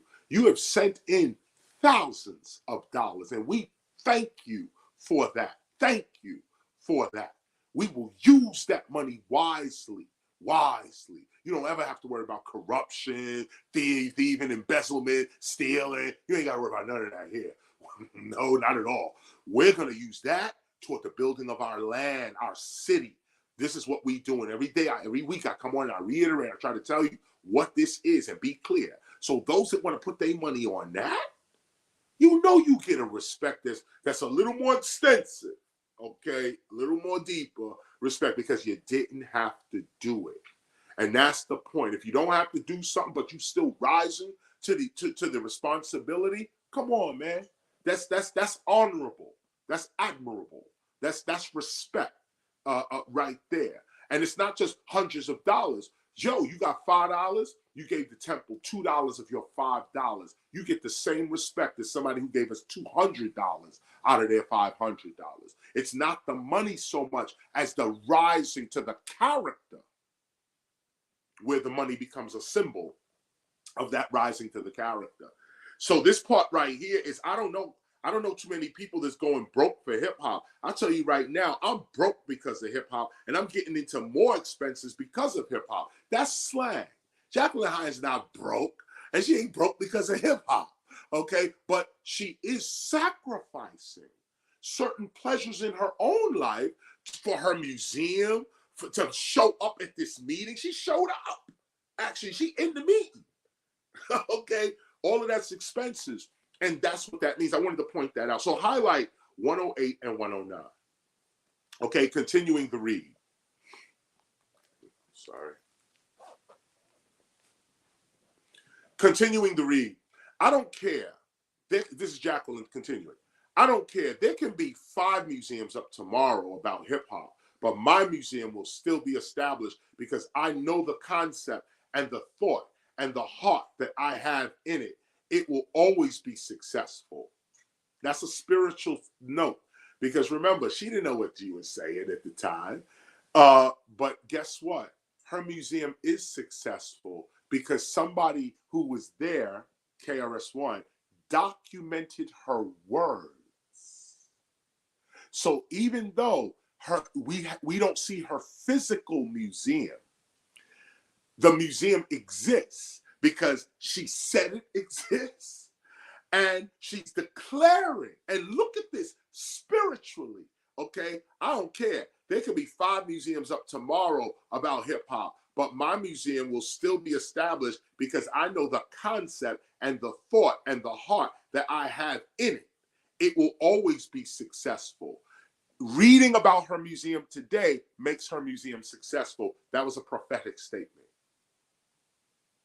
We didn't know. I didn't know at this moment that I'd be transcribing this for a book. I didn't know that then. Nobody knew nothing, okay? But what she said right here, I know. And she said it with the conviction and in a room where the vibration is going to be real. It's going to manifest. We're all going to vibrate. And the end result of this vibration is going to be called our culture. That's what's happening here. That's what's happening here. So she's speaking, everyone is speaking prophetically, and we don't even know it. It's just you have to find out. It's just you have to find out what they want out of the project. Is it they want to be first? Is it money they want? What is it that they want? Because I see a lot of times in hip hop, it's just that people don't want to assist other people because they want to be first to have it. They want to have the money from it. Now, again, you know, that's her take on it. They want to be the first, and that's true. And it was true then. They want the money from it. That's true. And it's true then, and it's true now. But this part, because I see a lot of times in hip hop, it's just that people don't want to assist other people. That is the demise. If you was born in the 90s, okay, if you're listening to me and you was born in the 90s, this is the reason why hip hop looks like the way it looks like to you. Because when we were having meetings like this and we were getting ourselves together, the founders of the culture itself could not get themselves together. They did not see hip hop as a culture. They didn't see it no more than something to get money from. And that's the founders of the culture. The only ones that said, nah, we see this as culture are the ones that's in this room. And you got to be real with this, because when we had this meeting, we called everybody. The people who showed up are the ones who were already doing the work. They were already talking it. They were already, Zulu Nation was already established for years before this meeting. Jacqueline Hines, she said right here, you know, I already had this. She said it. So what I want to point out is, because I see a lot of times in hip hop, it's just that people don't want to assist other people. That right there is or was the problem. Didn't want to assist.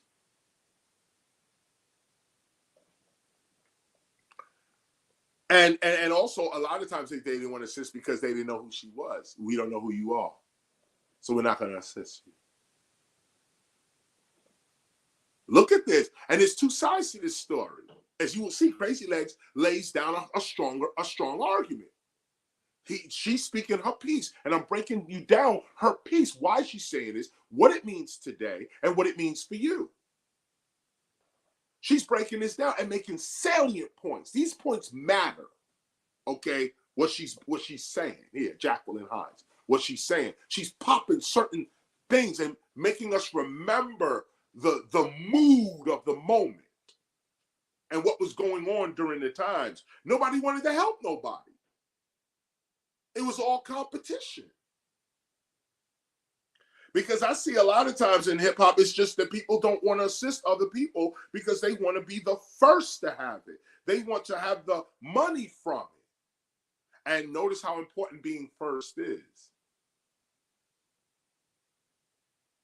It's important to be first. And that's why people were scrambling to be first. I mean, I think that if you're gonna, I'm reading this, I'm at paragraph 112. I mean, I think that if you going for money, I think every society needs an economic base. This is also underlined as well. I didn't highlight it, but it's underlined. You have the option. I mean, I think that if you going for money, I think every society needs an economic base, but that does not mean you have to drive a Benz.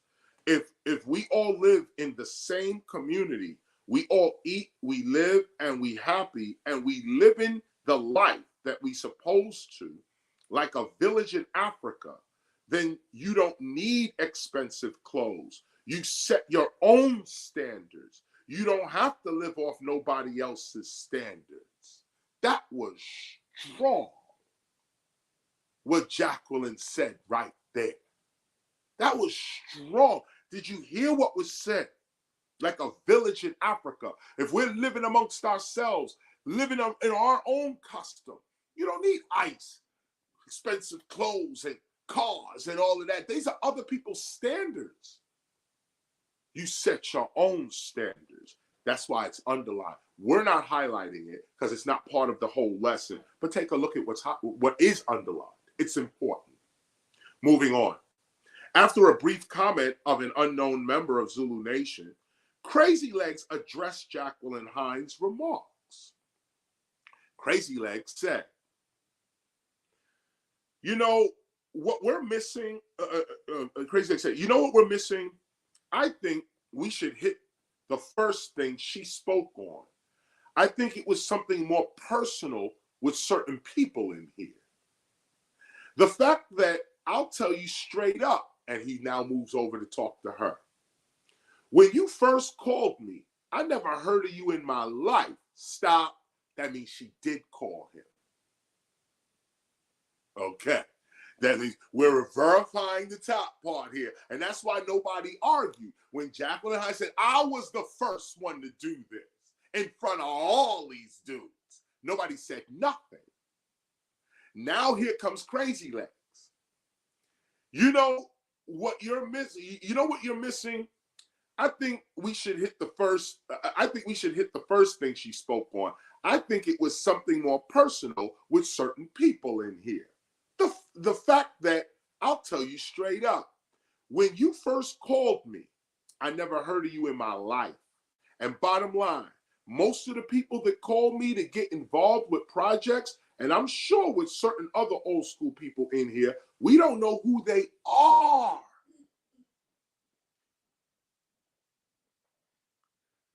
We don't know who they are.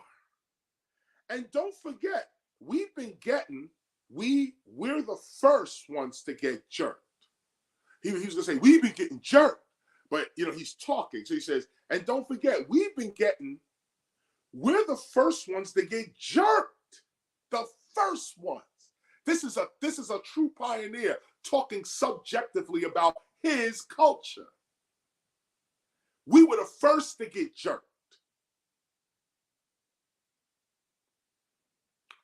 Bottom line, wait a minute, let me find that again. All right, and don't forget we've been getting, okay, and don't forget, we're the first ones to get jerked. And we got jerked so that means we've been getting jerked the longest. Laughter. The room laughs. So what happens is, since that we were jerked already, people tried to look. So what happens is, since that we were jerked already, people tried to insult our intelligence and tried to say, okay, well, let me see if I can get this person to it, because they done so much shit. They probably act so hard up for money right now. Boom, boom, boom, boom. Meaning, here's your money. There's nothing personal. It's nothing personal against you. He's pointing to Jacqueline. It's just that I'll tell you straight up, if you would have called me and KRS would have called me at the same time with the same idea, I definitely would have gone with KRS. Only because there's a certain part of me that is leery to get with anyone because of what I've been through. So right away, look at what Crazy Legs is saying. There's a trust with KRS. If you called me and KRS called me, I'm going with KRS because I'm leery about all of these people that I don't know. And he's not even saying that I'm just going to go with KRS because he's KRS. It's really the lesser of two evils. Okay. I don't know anybody, but hold on, so this thing says Apple ID verification, enter the password, booking, right here. Just hold on, y'all, 1 second. Just want to do. Thank you. Sorry about that. It was all up on my screen. It's not that Crazy Legs is just siding with KRS-ONE, but if you don't know who anybody is, you have to go with the fruits of the tree you looking at. And so he says, I'll definitely go with KRS-ONE because we know what that is. And this is also one's cultural authority to teach. I'm not getting into this now. This is for another course called An Introduction to Hip Hop. But the point is that this is the authority to teach. It's not just I have a PhD or I made a rap record. Do the founders of the subjects in which we're talking about, do they respect you? In fact, do they even know you? Before we even get the respect, do they even know you exist? How does a founder of this culture get to know you? Well, it's through a temple of hip hop. Because through the temple, we record everything. We record your contributions. We record your achievements in the culture and your defeats. We record it all so that your children later on, they got the real history of their heritage. And we all do. Especially if you added something to the culture that we are all benefiting from, then your family's family into the future should be benefiting from that as well. Or at least have the honor and the respect, okay, at the least.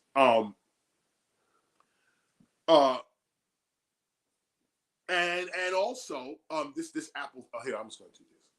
Okay. And also I want to point out that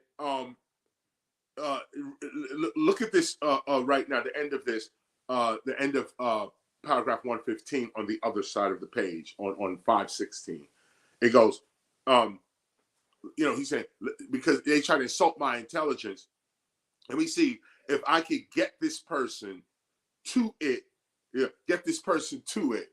Like he's speaking in the language, and if you don't understand the language, you will not understand what's being conveyed. And Bibles are like this too. If you're not connected to the original source, then your authority and even your accuracy is thrown off. You have no authority to teach because you're not connected to the original source, and you're not accurate because you don't understand the language. That's why we're here today. And you can go back because I was there. And not only was I there, I set up the whole meeting. Matter of fact, I'm not going to take something from GSIMONE. Woo! Actually, to be honest with you, y'all, GSIMONE set up the whole meeting. This whole thing, I will confess sin right now. GSIMONE set up the whole thing. Okay. Everything. Simone set up everything. Okay. Now, but it was KRS-ONE who actually was there and conducted the meeting and was the one on the camera asking the cultural questions. You see how this works? So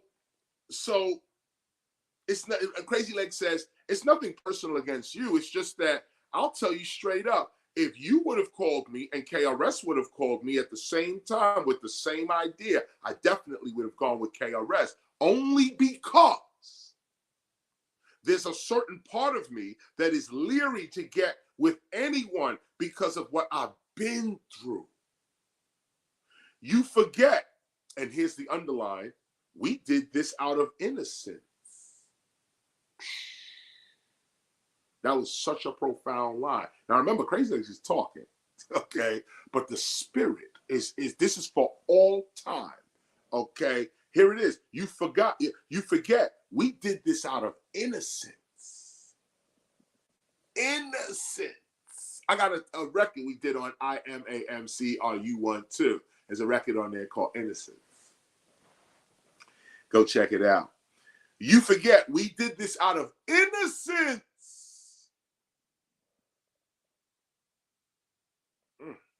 There was no gimmick. We did it to come together in community, our alternative form of recreation. Crazy Legs is laying out the origins of hip hop. This is it. You forget. We did this out of innocence. Matter of fact, we highlighting that. Highlight 117, only the paragraph 117. This is the origin of hip hop in this statement right here. This sums it all up right here. You forget. We did this out of innocence. And all the connotations that go with innocence. Not knowing, innocent meaning not criminal. Innocent meaning young. No, you didn't know, naive. Innocent. We ain't doing no crimes. We ain't doing nothing wrong. We did this out of our own innocence. There was no gimmick. This is the next line. You can hear the spirit coming through. Nobody knows this, though. We don't know that. We're just listening to Crazy Legs talking. Crazy Legs talking from his heart. But when you talk from the heart in a meeting like this, you're talking in spirit and you're talking for all time. He said, you forget we did this out of innocence. 1. There was no gimmick. 2. There was no gimmick. That means this shit was real. 3, we did it to come together in community. We did it to come together in community. Breaking MC and graffiti art DJing. What's the purpose of it? To come together in community. That's 3. 4, our alternative form of recreation.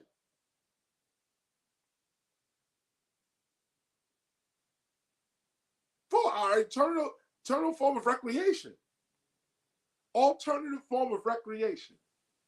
This is hip hop. This is it.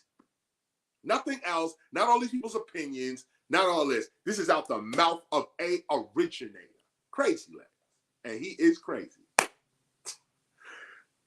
But he is the original.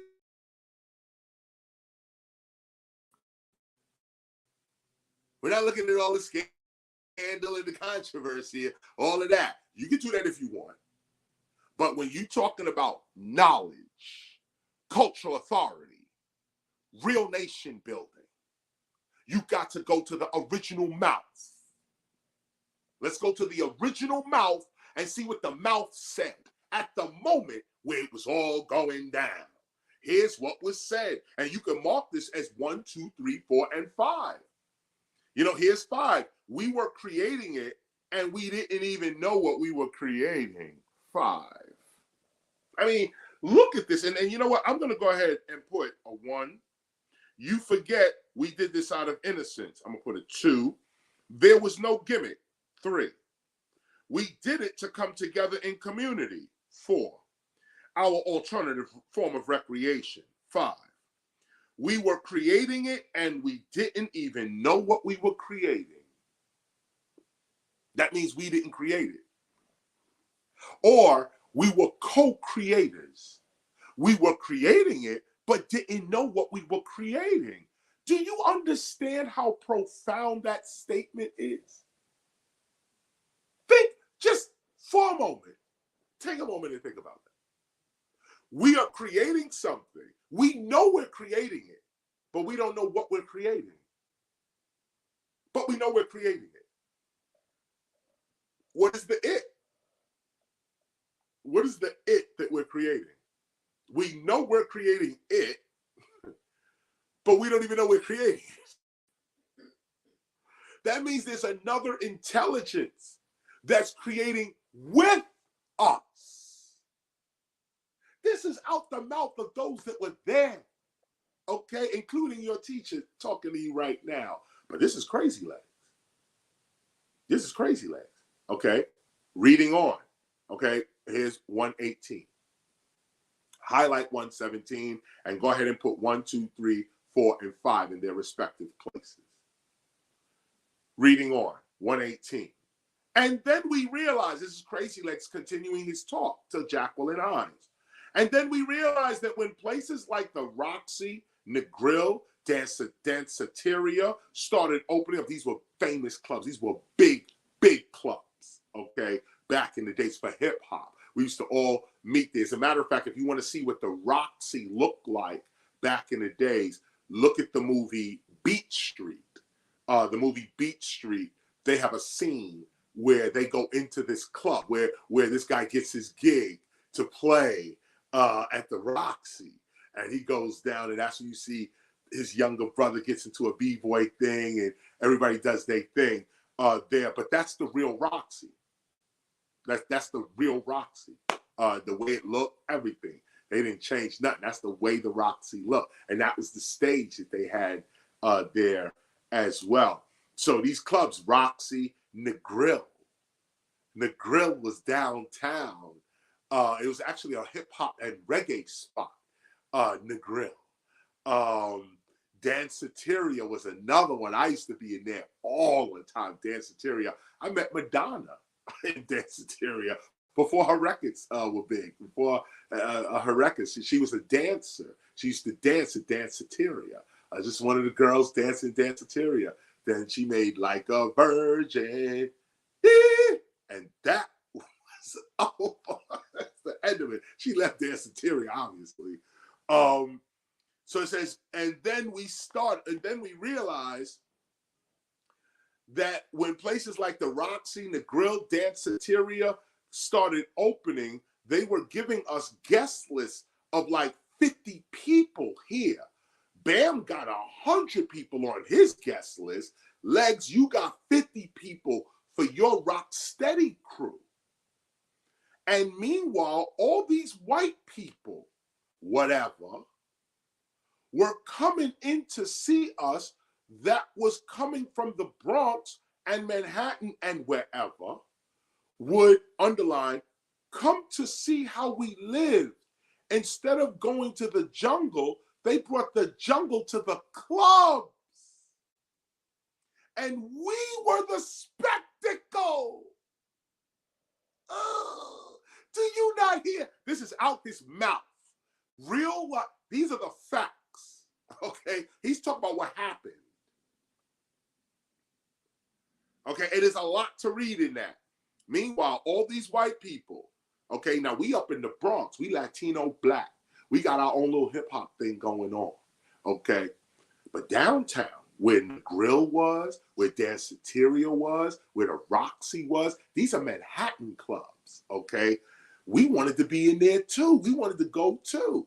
So they would give Zulu Nation 100 guest lists.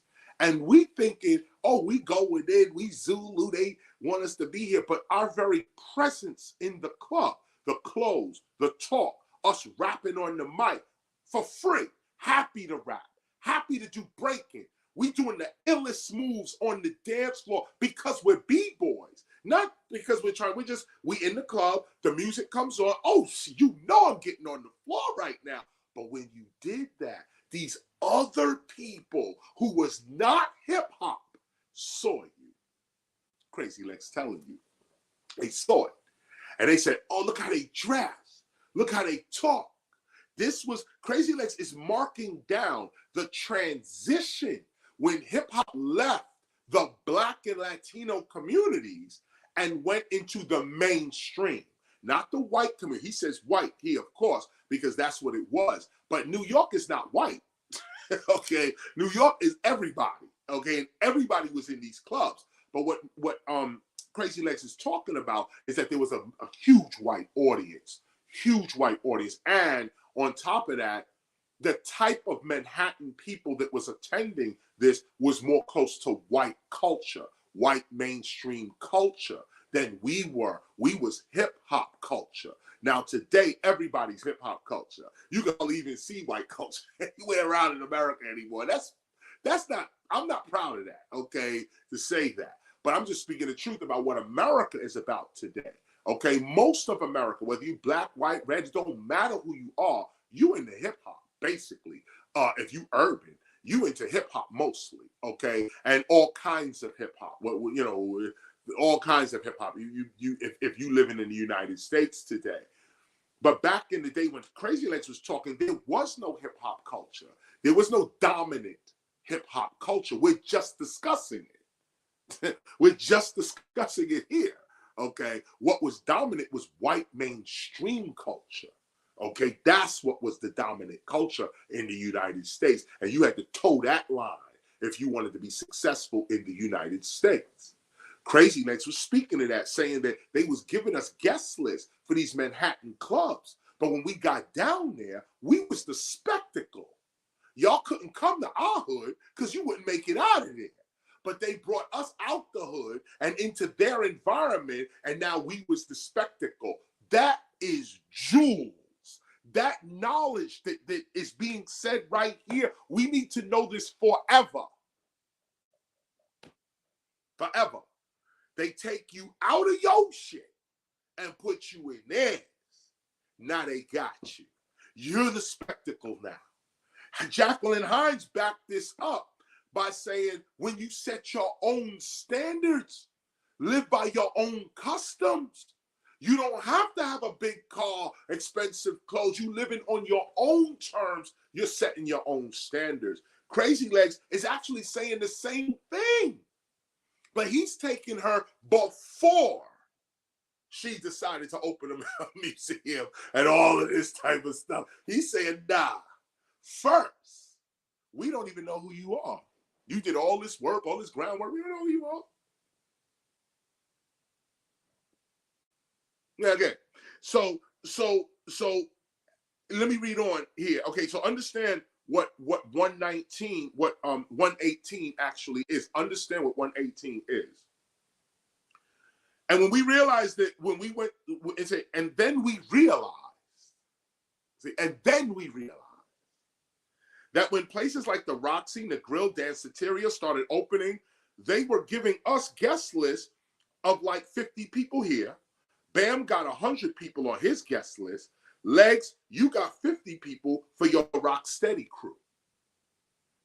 And meanwhile, all these people, whatever, was coming in to see us, that was coming from the Bronx, coming to see us from the Bronx and Manhattan and wherever, would come to see how we live.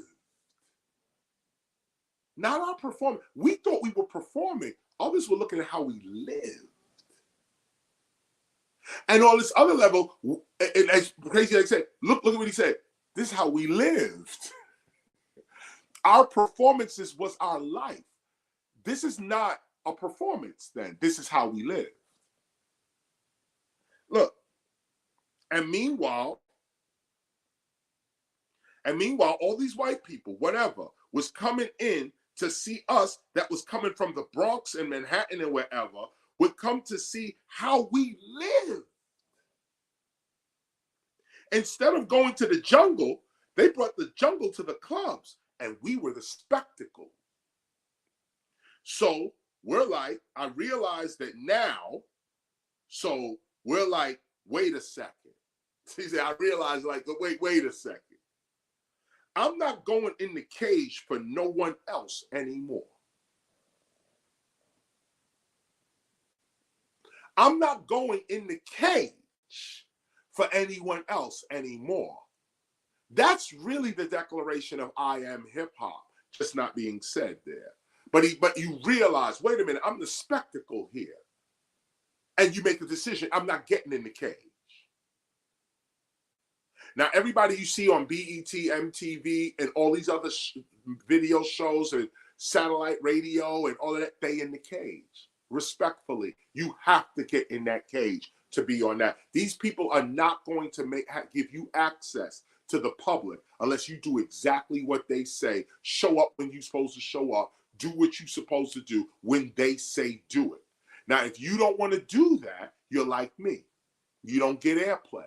You don't get on the BET, the MTV. I've released 4 albums in 4 years.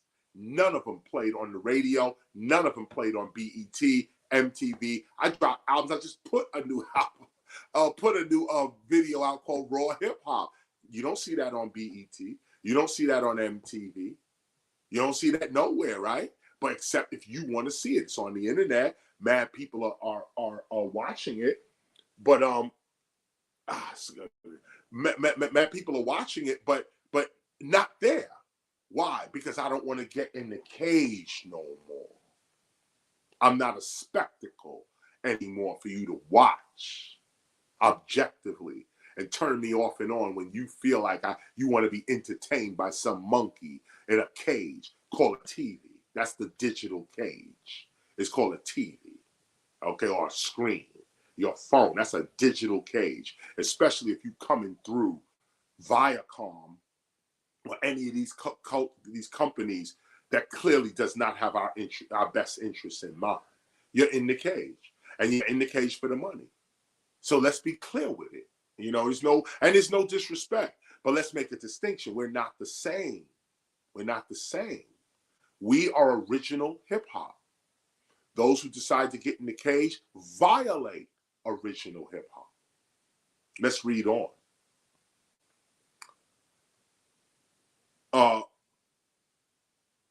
Wait a minute.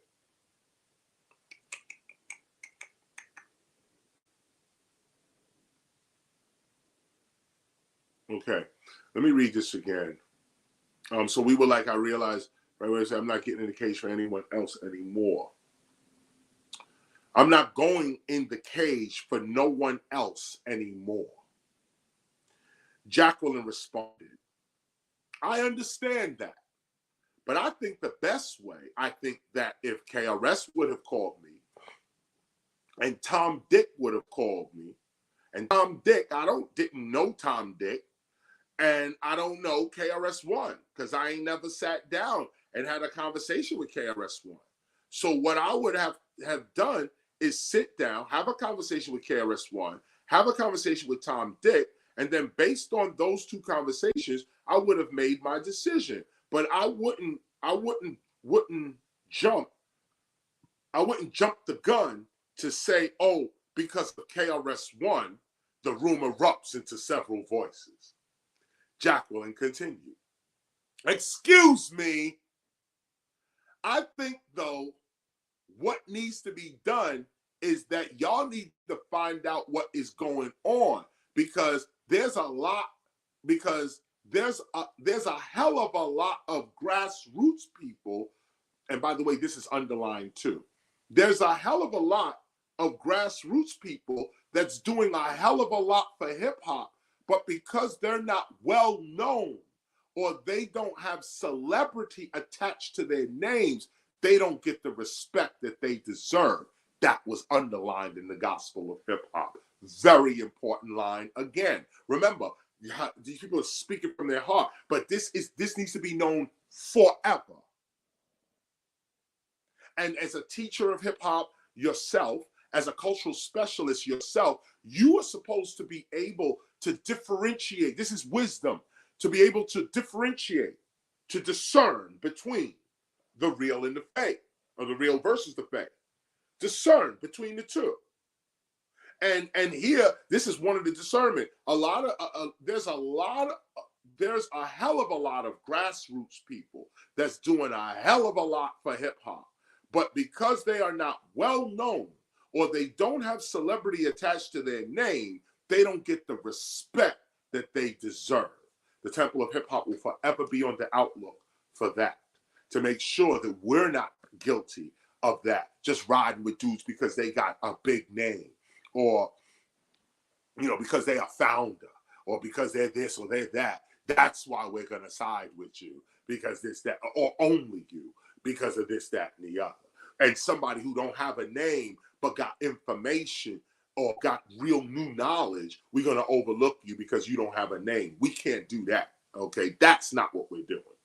So Jacqueline Hines again lays down a huge principle here that hip hop should adhere to forever. Crazy Legs responded again after she said that. He said, "You don't have to be a celebrity, but where was all these grassroots people?" See, people think hip hop started in the 80s. Where were all these grassroots people when Herc was? Stop. Jacqueline jumped in saying, "We weren't born." This is going back and forth. We weren't born. Crazy Legs responded, "Listen, no, okay. But there were other grassroots people there that totally ignored the ghetto.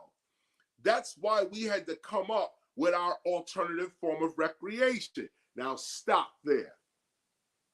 This is a mouthful as well, because this mouthful here deals with the fact that, look, he says, Jacqueline's like, first of all, let me go back a little bit. First of all the way back on 120, Jacqueline is saying, I wouldn't have just went with KRS-ONE. If an unknown person called me and KRS-ONE called me, I would have put the unknown person and KRS-ONE on the same level and find out what they wanted to do. In hip hop's culture, that don't work. She got cut off. Okay, the room erupted. Okay, nah, we're not with that. And that's why I say, based on reading this, if the room does not erupt or somebody does not counter that, that becomes real for us. That becomes a principle. Or in this instance, she made another point. She said, nah, you got to treat KRS and Tom Dick the same way. The culture said, oh no, KRS is KRS and Tom Dick is going to get dealt with like Tom Dick. But then we as a culture can't refute what Jacqueline Hines said. There's a lot of people that ain't got no name that you don't even know that's doing for the culture, but you can't see that because you're looking at KRS-ONE or anybody else that got a celebrity name. These are strong arguments. These are strong arguments to make, and you shouldn't pick a side. You should expand your intelligence to include them both. And then, of course, that's Jacqueline Hines now moves to Crazy Legs. Crazy Legs then says, you know, a hell of a lot of people. We're all these people. See, we're all these people when Hurt. Now he took it back. We're all these people when Hurt she cut him off. We weren't born yet. Then Crazy Legs humbled himself. He got back out and said, okay. I'm not talking about you in particular, but, and now he goes on to say that, no, all these grassroots people, all these so-called revolutionaries and all this, they ignored the ghetto. This is why hip-hop was created. Big. You got to look at this because they'll tell you in a civil rights PBS thing that the civil rights movement was connected to the ghetto. No, it was not. They'll make you think that, yeah, we was always in the streets and yeah, we was always, nah, when you read the streets for itself, they'll tell you right here, Crazy Legs responded again. You don't have to be a celebrity, but where was all these grassroots people? See, people think hip hop started in the 80s. Where were all these grassroots people when Herc was? Jacqueline jumped in saying, we weren't born. Crazy Legs responded, listen, no, okay, but there were other grassroots people there that totally ignored the ghetto. That's why we had to come up with our alternative form of recreation, which is hip hop. As Jacqueline began to respond again, the room erupted into several voices shouting, okay, nobody's trying to hear this, okay. Africa Bambaataa then brought order by stating, y'all need to chill. We getting too much on the I syndrome. Let's think about the us syndrome and get some solutions of what's happening now. Mr. Wiggles jumped in saying, and this is underlined, if there be two museums, then y'all should be affiliated. Wiggles was cold with it. He participated in the building of our culture, and his words are documented. He wasn't just there going, yeah, man, you know what I'm saying? We gonna have to build a culture. Nah. This dude is telling you what culture is. Wiggles defined culture in this particular argument. Then he goes on and says, if there be two museums, then y'all should be affiliated. I don't think it makes a difference how many there should be, underlined.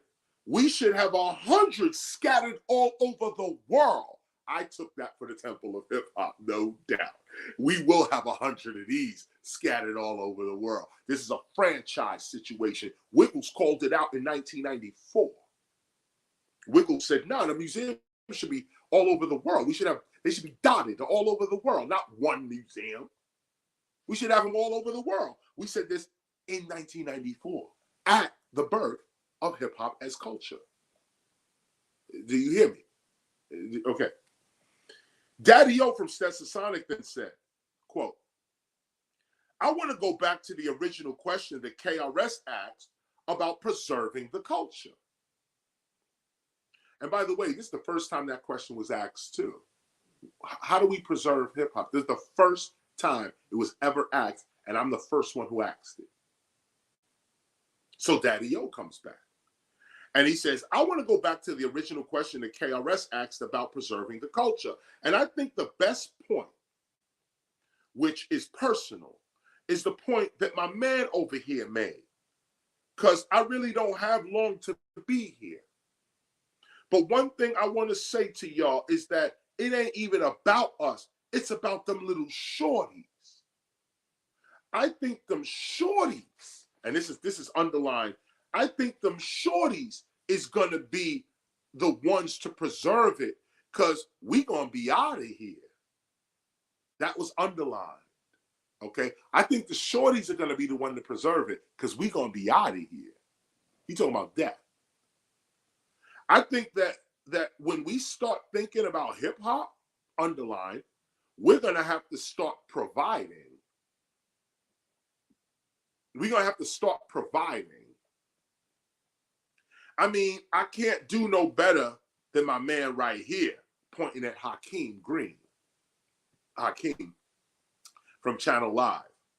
He a teacher. And I know that's like in the gut. My kids is in public school, And I be wishing I was a teacher sometimes, because the teachers be like stressed. And I be like, I can do that. You know what I'm saying? This is how hip hop is felt. Everybody in this room felt like a teacher. Hakeem was a teacher. Okay, actually teaching public school. Okay, Zulu Nation are among that's hip hop's first real institution, its first real learning institution, a hip hop institution trying to push some kind of knowledge on people beyond the entertainment part. That's Zulu Nation. Never forget that. Never forget that. Zulu Nation, they started that.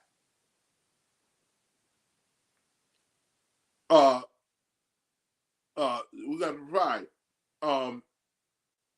Wait a minute, I lost my point. Oh, here I go. Okay.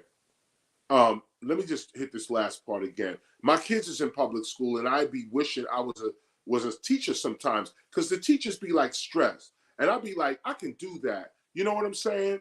But I'm saying, I think that issue of the kids and stuff, you know, I think that's really important. I know a lot of people look at, you know, I don't know how everybody feels about hip hop right now. I know a lot of people love it. I know some people here don't know what it is. You know, I'm kind of mid-level. I wasn't with Legs and Bam and them, but I was in there like right after. You know what I mean? And I grew up on their tapes. That's about as close as I come. And that's about as close as I came. Now, wait a minute. I just want to stop here. Well, let me finish it. So as close as I came. And I had my my old school Brooklyn, where all them guys was. I'm just saying, I wasn't there with them. Now, stop here real quick.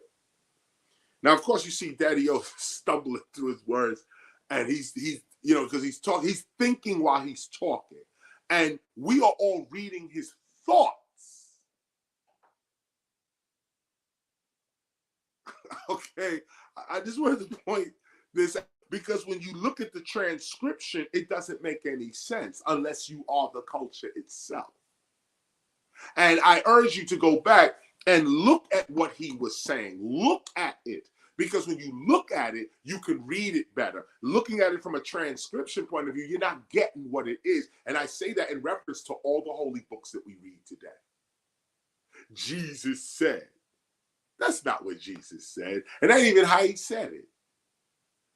We could see just here, we're just talking 1994, and we can't even translate what's being said. We got to explain it, say, nah, he meant this and that and the other. What if what if the original teacher of this gospel was killed early, okay, and the gospel was just here, and nobody could explain it? You would read this and have to be like, what was said? What did they mean? What? Now you're getting into interpretation. Now you're getting into this, that, and the other. That's not what this is. You are reading the gospel of hip hop with the presenter of the gospel of hip hop. You're reading the gospel of hip hop with the architect of the culture itself.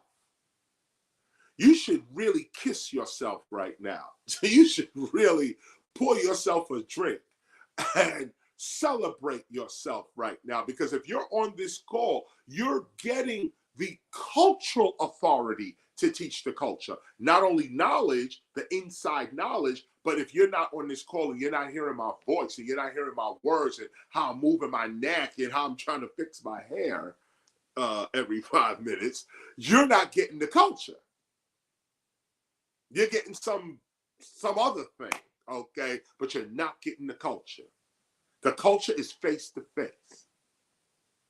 And that's what makes this piece of technology useful for us, because at least you can at least get to see my face and the tone of my voice and, you know, everything else when it changes and so on. And we get to go into this because I was sitting right there. I'm sitting right there taking it in. But what I want to say here at 1:30 is you can see this doesn't really make any sense. You have to read him through telepathy. You have to read his mind. And this is what we were doing in that room. We were reading each other's minds. And we knew what each other meant. We knew what each other was. Even Crazy Legs said, "Now I want to go back to what she was saying, because I'm feeling that somebody got a personal thing here." And it was all in the room. We was feeling the spirit of the room. And you can see here with Daddy-O, the words don't make sense, but his feeling was in the room. Let me read this one more time, and look at how it's transcribed. You know what I mean? And I grew up on their tapes. That's about as close as I came. And I had my first, I'm old school Brooklyn. See, he was about to say, I had my first experience. I had my first, he just said, and I had my first, I'm old school Brooklyn. It's just that alone. Everybody knew what old school Brooklyn meant. And let me impart that knowledge unto you right now. I'm old school Brooklyn. Old school Brooklyn was specifically Clark Wallabies or British Walkers shoes, certain pants, teardrop pants. I used to call them teardrops. We used to have a pleat going down the line of the pants. I used to call them teardrops, and gabardines. Old school Brooklyn was also the sheepskin coat and the sheepskin hat and the Cazal glasses that we call gazelles, the Cazal frames. This is old school Brooklyn. Okay, Old English 800 is a malt liquor, a beer, malt liquor beer. Old English 800. Private Stock was the other brand. Private Stock. This is Brooklyn. Okay. Now everybody's drinking this stuff, but when he says old school, I'm old school Brooklyn. That's Jamaican. That's Haitian. That's all that. Okay. And there's a certain dress, certain things you eating. Jamaican beef patties, all Jamaican Caribbean food, all of that. I'm old school Brooklyn. Okay? That. So all of what I just said to you and more was captured in this one line where he says, and I had my first, I'm old school Brooklyn. Like, instead of going through all of this, let me just tell y'all straight up, I'm old school Brooklyn. And everybody knew what that was. He didn't have to say nothing else. We know what that is. So now he continues. Where all them guys was. Where all them guys was. What guy? And where? Where are these guys? He's just talking. He's talking to his family who already knows what he's talking about. But when you look at it from a transcription, if you wasn't part of that family, you don't know what he's talking about. Oh, I'm old school Brooklyn, where all them guys was. I'm just saying, I wasn't there with them. I'm old school Brooklyn where all them guys was. I'm just saying I wasn't there with them. Old school Brooklyn where all them guys was is Brooklyn dudes. But I wasn't there with them dudes in the Bronx. The closest I came was a tape. That's what he said. The closest I came was a tape. And that's telling unto itself. Look at how hip hop is moving around New York. Even Brooklyn wasn't hip hop. Brooklyn had its own culture, which was Caribbean more. Manhattan wasn't hip hop. Manhattan had its own culture, which was old school African American. Go back to the Cotton Club, the Apollo Theater, and what Harlem really was. Back then, this is before the gentrification of Harlem. Harlem was still black back then. Okay, when we went to this meeting, Harlem was still black. Okay, so you look at this, you say, wow, look at how hip hop is coming. It was only in the Bronx. And dudes in Brooklyn, Manhattan, Queens, they were getting tapes out the Bronx. And they heard the tapes and started imitating the tapes. You see, the original hip hoppers were in the Bronx. and the rest of New York heard them because of the tapes. Zulu Nation, huge tapes. The tapes, Cold Crush Brothers tapes. The battle with Busy B and Kool Moe Dee. These are classics. These tapes went out and taught everybody what hip hop was. Taught them what it was. So now take a and again, all of this is coming out of these one sentences. But if you wasn't there, you won't know this. That's why I'm taking this time to just break this part down to you real quick. I'm taking this moment to break this little piece down to you real quick. And that's why we going slow. Slow down so that you could get this. I'm just saying, I wasn't there with them. Now, this is Daddy O. Daddy O is a founder. Okay, don't get it twisted. Okay, Daddy O's contribution to hip hop goes like this. First, you have to understand that when hip hop was first coming out, and I mean hip hop, not rap, when hip hop was coming up, the civil rights movement leaders were not with it.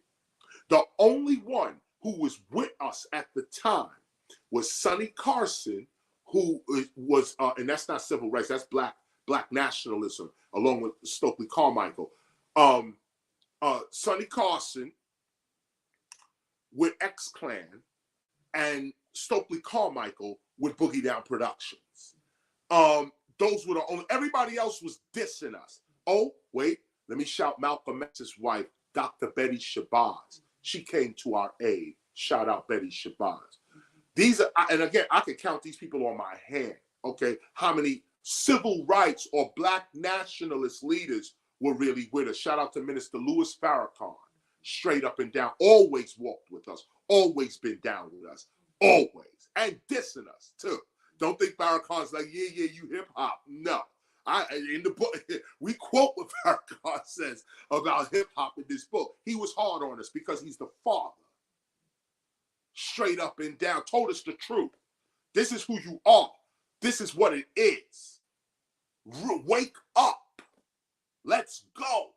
It's written in here. And I quoted him too. People got problems, I know, with Farrakhan and all of this type of stuff. But again, as scholars, stop judging these people and just learn what they're saying. This is the facts. This is the knowledge. This is what you need to know. And this is what connects you authoritatively, authentically to your culture. This is what connects you. You got to hear it from the originals. Don't hear this from no MTV, no BET, or none of these corporations. They don't know, including these books. Most of these books, 90% of these books are wrong. Did you hear what I just said? Wrong. Information wrong, perspective wrong, interpretation wrong. You getting the right now. And look how right you getting it. Even if you was a pioneer in hip hop, it still doesn't mean you are a teacher. To impart this knowledge is the job of hip hop's teachers. If we drop the ball on this as teachers, the culture then truly falls. Commercialism does not kill any culture. It actually helps it. To be honest with you, over materialization, over sexualized, crime, violence, this helps your culture. I know I'm not going to get into how, and I know that might sound crazy, but no, these things help cultures. They help cultures. Now, it doesn't help if your culture is only known for crime, or only known for prostitution, or only known for being an unworthy, distrustful culture. Now, that can destroy you.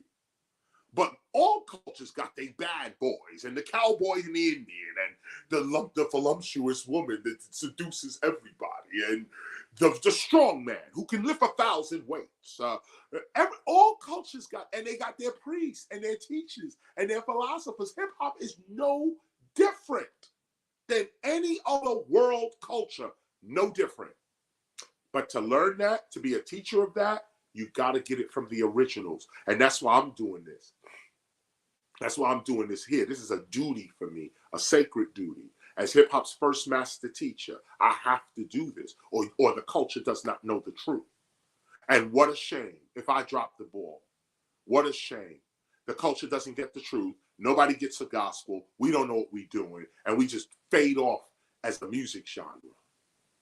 Well, let me get back here. Stetsasonic, Daddy O's the lead of Stetsasonic. Not only was they participants in the Stop the Violence movement, and everyone in the Stop the Violence movement, their legacy will be carried on forever within the temple of hip hop. Because when we called for our culture, these are the people that showed up. Daddy O from Stetsasonic showed up. None of them had to. None of them, because nobody knew what it was going to be. This is KRS, another one of his weird ideas. And here I come, yo, stop the violence. Like Crazy Leg said, if you call me and KRS call me, I'm going to go with KRS. So I had the authority at the time, 1989. I was already seen as hip hop's teacher, already. So when I called, put the call out, they said, yes, I'm coming to that. I trust KRS-ONE. I know what he is. I know what he's about. I want to be part of that too. Daddy O showed right up. And not only is Daddy O part of Stetsasonic as a recording artist, he's an intellectual. Done mad college lectures. He was also the head of, I think, MCA Records at one point. This dude did his thing. Okay? Daddy O. But his group, Stetsasonic, they defended hip hop when jazz culture tried to diss us. I think it was Wynton Marsalis, one of the Marsalis brothers. One of which is one of my friends, the younger brother. We met one where, so I got to call him back.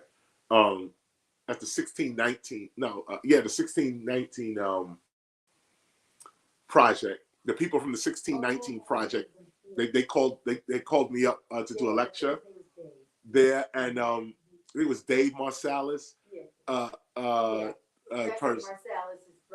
Bradford Marsalis' brother. We sat down, had a great conversation. It was dope. Jazz and hip hop, and we were talking it through. It was a brilliant conversation we had there. And Kitwana Baraka. Yes. Kitwana Baraka, famous author, was also in the room as well. Our author on hip hop, writer of hip hop, was also in the room as well. I just brought that up. But anyway, Stetsasonic, his brother, the guy I'm talking to, Marsalis, his brother and others of the jazz community was dissing hip hop. And it was known, Cameo had a record out, dissing Run DMC. You check their video, the old Cameo video.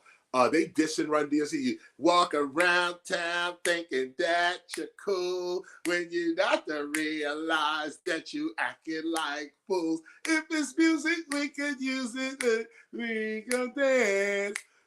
We don't need the psychological romance. No romance. No romance. No romance. Come on, baby, tell me what's the word. Your word up. Everybody sang. That record was huge. Cameo was the shit. That was hot. But they was dissing Run DMC. On top of that, in that record, word up. And so with them, jazz culture dissing, everybody saying we was a fad. Stetsasonic jumped up with a record called Talking All That Jazz and shut them down. We didn't hear nothing after that record. He said, you said it wasn't art, so now we're going to rip you apart. Stop. Check it out, my man. This is the lyric. This is the music of a hip-hop band. Oh, it was so sick. Go back and get the lyrics to Talking All That Jazz and read the lyrics to that.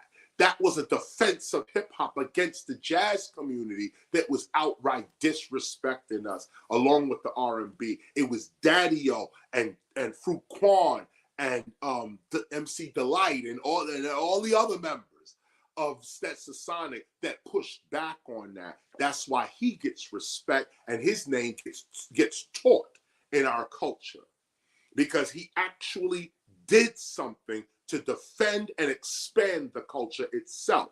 his records didn't sell. Stetsasonics records didn't really sell all that much. I think they were on Tommy Boy Records too, same label with Latifah and Africa Bambaataa at the time.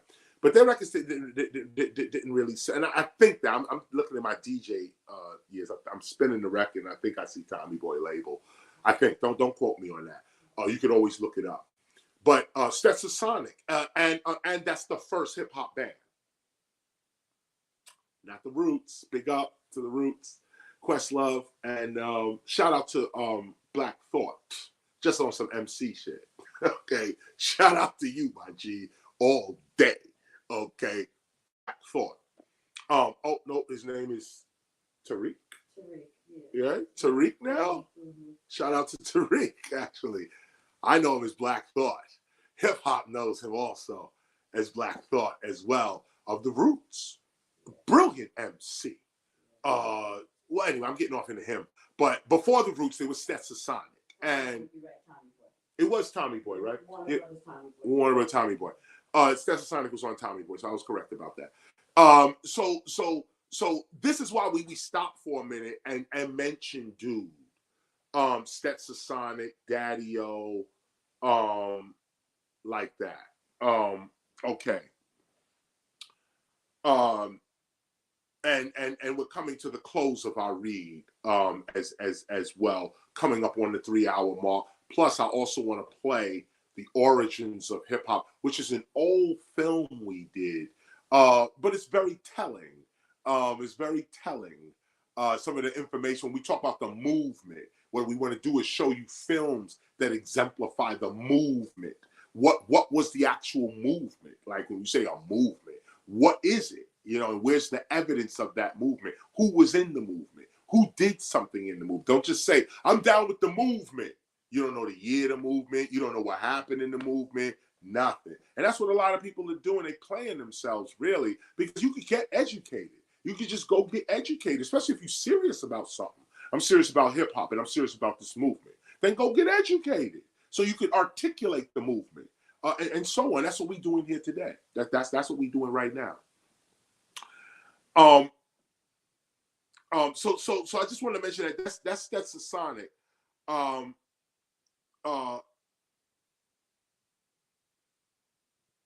right, okay, I'm just saying, I wasn't there with them. Daddy-O continues. Oh, and that's what I wanted to say, is that notice how he says, I wasn't there with them. And I brought this up before. Notice how the tapes are moving. I just want to make that clear too. He said, I heard about all this. I became hip hop through the tapes. So I just want to emphasize this for those that are not Black or Latino. Know what hip hop really is, okay? It's an attitude. It's a character. It's a cultural custom and ritual that you adopt.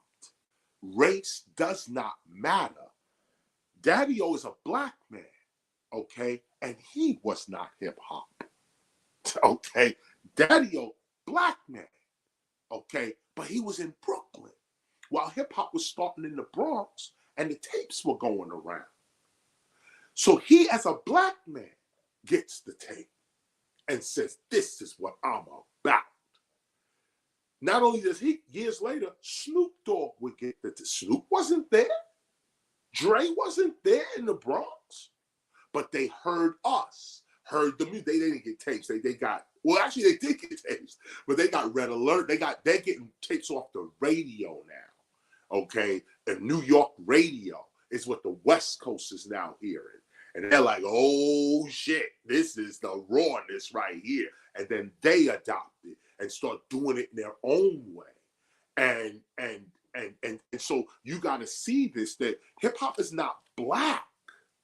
Now, of course, we say it's rooted in African culture. Everything is, okay? And it just so happens that Kool Herc happens to be Black. Africa Bambaataa, as well as Grandmaster Flash and others, they happen to all be Black. You can't front on that. But what was created, what Crazy Legs said, who's happened to be Puerto Rican, and Wiggles, who's Puerto Rican, okay? Crazy Legs says right there, we did this out of innocence. He's speaking for the whole culture.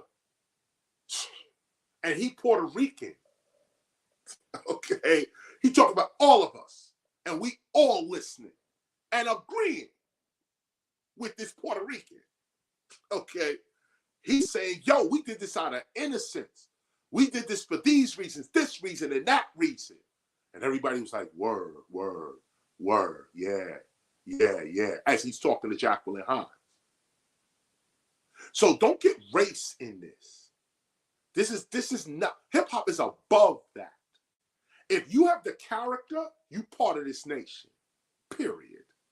You got the character, you in the nation, okay? Race don't matter. And this is the point, that if you're white, let's say, or let's say you're just not black, okay? Let's say you're white or you're Persian.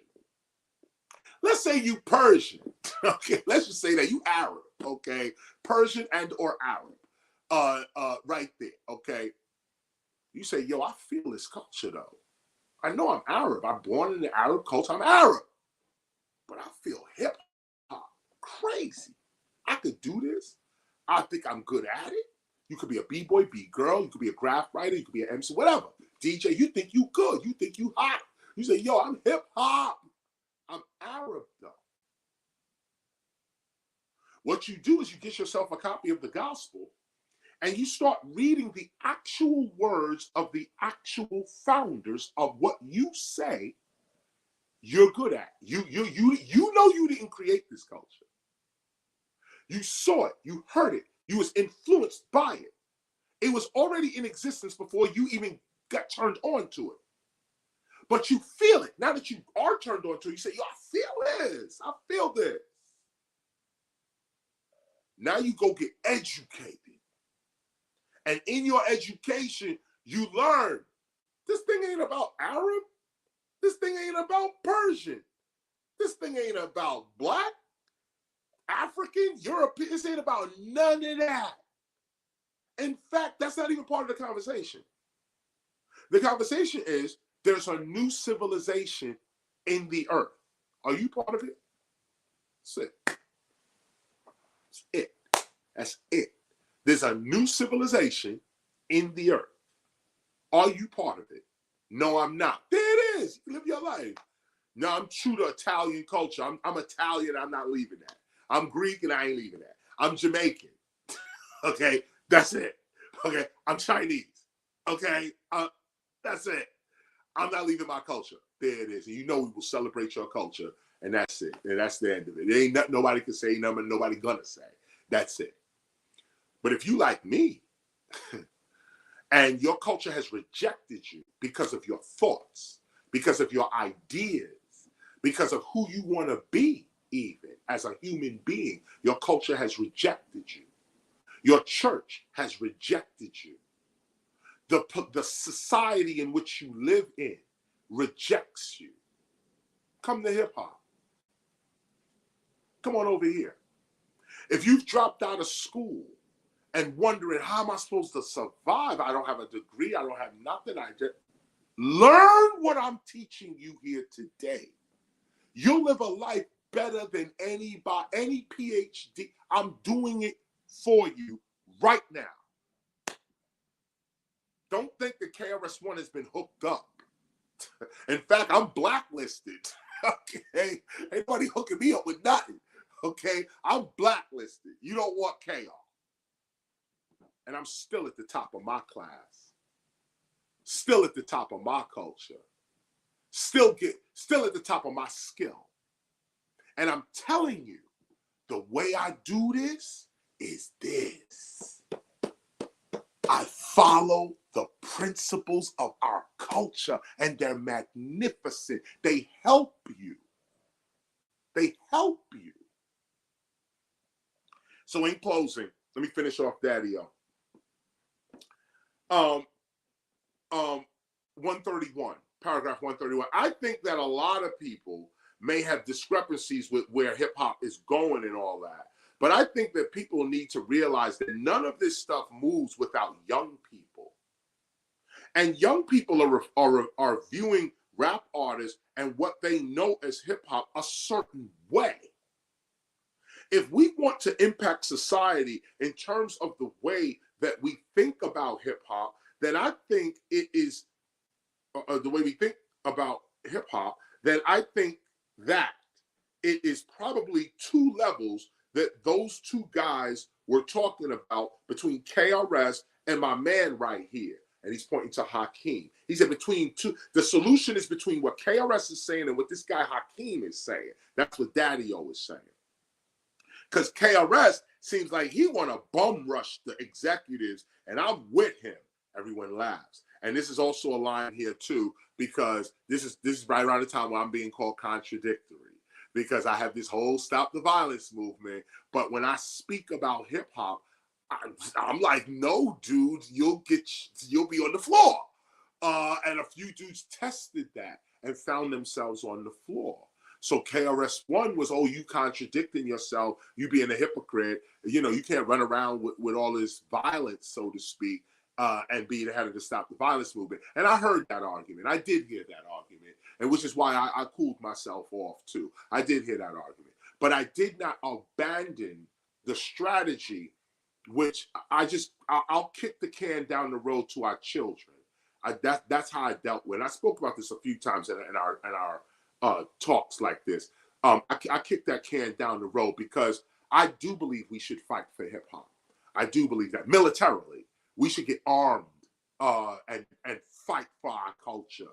These corporations are not going to give us our culture or release our heritage from them. This billion-dollar culture, sending their kids to college, paying for their big buildings. They getting everything off of our culture, and we're not getting anything. We're still poor. We're still walking around without the resources. Our children are going to grow up and have to start over again from where we started from because we built nothing for them. It don't matter if you're a major star today. It don't matter if you're rich today. If your children can't do what you did, they're going to fall right back to the place you were at when you first started.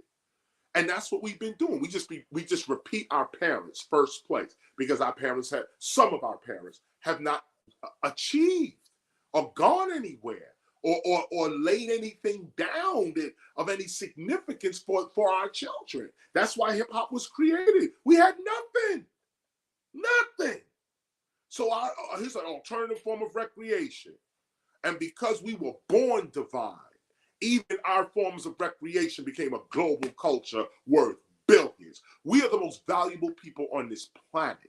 And until we get unified, we're not going to see it until we grow up and mature and realize that what I'm saying to you right now is the way to go. We have no other way to go other than the way that I'm reading to you right now. This is it. And so, let me take this one more time. I think that a lot of people may have discrepancies with where rap is going and all that, but I think that people need to realize that none of this stuff moves without young people, and young people are viewing rap artists and what they know as hip hop in a certain way. If we want to impact society in terms of the way that we think about hip hop, did you hear what he said? If we want to impact society in terms of the way we think about hip hop, then I think that it is probably two levels that those two guys were talking about between KRS and my man right here, Hakeem. Because KRS seems like he wants to bum rush the executives, and I'm with him, Labs. We just beat up about 5 of them, and our message will be straight. That is the truth. I'm a man of peace. I have to keep saying that. I am a man of peace. I prefer peace. That's why nobody's getting beat down. But I will fight for my culture, and I believe we should fight for the culture. I think some people should get punched in their face. And then everyone else takes a look and say, oh, these dudes are serious about their culture. They are. Some guns need to get pulled out on some dudes and say, yo, these dudes are serious about their culture. I do believe that, but it's not my time. I'm a first-time teacher. I'm the primitive teacher. I'm the beginning teacher. And so other teachers can take this on if you so see fit in the future, in the years to come. If we still going through the same shit, we still going through this, people still raping us, and it's 20, 30 years after this message, then according to our principles, you will have the agency to declare war straight up and down. Now, I've already declared war on intellectual levels, on intellectual fronts. If I can't do it physically, I'm going to do it spiritually and intellectually. I will fight back. And that's what we're doing, fighting back. That's what this is all about right here, fighting back. We're not allowing these people to just rape our culture and tell our children that we just drug dealers, pimps, whores, thieves, and liars. That's not what we are. But somebody has to stand up and say that. And that's what the teachers of hip hop are all about. That's what you are all about. If you're part of this temple of hip hop, don't be no coward. Don't be a hypocrite. Don't stand there and let them diss your culture and you go, oh, okay, because they're giving you $100. So you feel you could diss your culture because they handed you $100. You know, that's what we're going through right now. People claim, oh, I'm serious about the culture. I'm this, that, and the other about the culture. But you know you're not, because you're not willing to make no sacrifices for this. You know what I'm saying? You're not willing to make no sacrifices for this. You want all of what you want. You want your career to flourish. And that's all it's about, your career. And there's nothing wrong with that. That's what it's about. That's what it's about. But some of us really care about this culture, and we will take our time, our money, our energy, our physical bodies to defend it, promote it, and further develop it. That's what the Temple of Hip Hop is all about. And I hope you're clear with that. I hope you're clear with that. If you're part of this temple, that's what we're doing. That's what we doing. Okay? Last point. Daddy-O continued. On the other hand, on the other level, it's about impacting the shorties. Because he said we could beat up about 4 or 5 of these executives and the word would be out. And there'd be no more exploitation of our culture, because there'd be a consequence when you did that. You'd have to think twice. I'm gonna present black women as whores. There's some black men that's gonna beat the shit out of me if I do that. Oh shit. Maybe you think twice. You might still do it and get security, but you will think twice. If you know there's an ass whipping waiting for you, you will think twice about it. Nobody wanted to do that. That's what PM Dawn was about. And everybody voted. Again, the culture itself, hip hop, and I mean gangsters too, said, nah, Chris, that ain't the way we can't do it like that. We have to come another way. And I chill, because known killers were telling me this. Okay, known bank robbers were telling me this. Like, nah, Chris, first of all, not you. First of all, and secondly, this ain't the direction hip hop needs to be going in. And I took the advice, because it's not about me. It's about our culture. What our culture wants to do, I'm down. Let's go. Okay. But the culture did not want that. And you should make a note of that too. Our culture wanted peace. We didn't like when KRS-ONE threw PM Dawn off the stage. People brag about it. People go, yeah, Chris, yeah. But real culture, nobody liked that. And I got reprimanded for it by the founders of the culture, including Africa Bambaataa, chewed me down. And I had to sit there and hear it. And I heard it. And I corrected myself. And I said, you know what? You're right. Here's what I think, though. I still think it. Okay? But if the culture ain't with it, then I can't be with it either. I can have my personal view. But as a teacher, you can't have no personal view.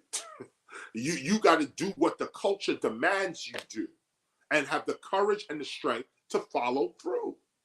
That's what I want to end on. That's what I want to actually end on. So let me end here. You know what? Yeah. Let's make a note, and I'm gonna continue on paragraph 133 next week. The lesson continues though, but this is it for our reading. This is it for the reading. Okay, and I want you to understand everything that I said to you today. We're getting deep into the culture. We're reading the intent of the culture when it was discussing itself. For the first time, the culture is discussing itself. And these are the arguments that are going through. We were spectacles in a cage. I'm not getting back in the cage. Yo, we need to get back to the we syndrome, the us syndrome. This I don't work. You ain't got to be black to be part of hip hop. And who defines what black is? Who defines what hip hop is? All of these, I had the first museum. I called you. You didn't call me back. I don't know you. I don't trust you. I trust KRS. Nah, that ain't the way to do it. You shouldn't just be going with people because they celebrity. Nah, it ain't about celebrity. Where was all these grassroots people when we first started? We weren't born yet. Okay, but your parents. All of this, I'm just giving you a brief summary. You got to know this to be experts of the culture, not the music, the culture. Okay. That's going to conclude me for this read. That's our 3-hour read today. Actually, I read for about 2.5 hours because I want to show you the origins of hip hop after this. But what I want to do, so I don't put you on the spot. I want you to close out. Okay. GSIMONE, get in here. Son One, stay on hold. Stay on that and get ready to either play the come over here. Okay. We all crunched up. Okay. Get ready to play the origins of hip hop. But Simone, I just wanted to close with this. We're talking about Mother's Day and we're talking about the origins. So I just felt it fitting to close in this way. So we want to say Happy Mother's Day to our hip hop mother, Cindy. The reason we exist is hip hop. Though our biological mothers pushed us out, it is our hip hop mother that pushed us through. No doubt. Thank you for that, Cindy. Happy Mother's Day. No Enjoy and learn from the origins of hip hop, the origins of a woman, the origins of a human. We appreciate you again and thank you for being here. And thank you for being here for as long as you've been here as well. And big up, Cindy. Yes. And thank you. Yeah, that's good. I'm glad you actually came in with that. Yeah. Big up to Cindy. And you know what? Let me stretch it out. Pebbly Pooh, what up? Shout out to Pebbly Pooh. Big up to Roxanne Shante. Yes. Shout out to Sha Rock. Yes. Big up, and you know, I'm not going to start these names real quick. But these are mothers of hip hop. I'm not sure if they have children of their own. But MC Light and Lynn.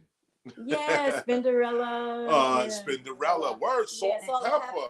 Come on. Yeah, Latifah. Shout out. Right. And Bahamadia, we were just with Bahamadia at the Apollo. At the Apollo, Bahamadia crushed it. Nonchalant, Mother Superior, Medusa, San Francisco. What's up? Yeah. We remember you for sure. And big up to all the mothers that are on this call right now. I didn't say Happy Mother's Day. I want to say it to you. Happy Mother's Day. And of course, Happy Mother's Day. We all thank you. Yes. Thank you. As well. Yes. That's it for us. Son One, take it over from here. This is the origins of hip hop. Let's continue this study with the movement. That's why we're watching this, so that we can see the movement. What is the movement? What is the knowledge that we're trying to talk about and teach in this movement? Mom, movement over mountains. What's up, Joseph? Ooh, movement over mountains. Let's do it.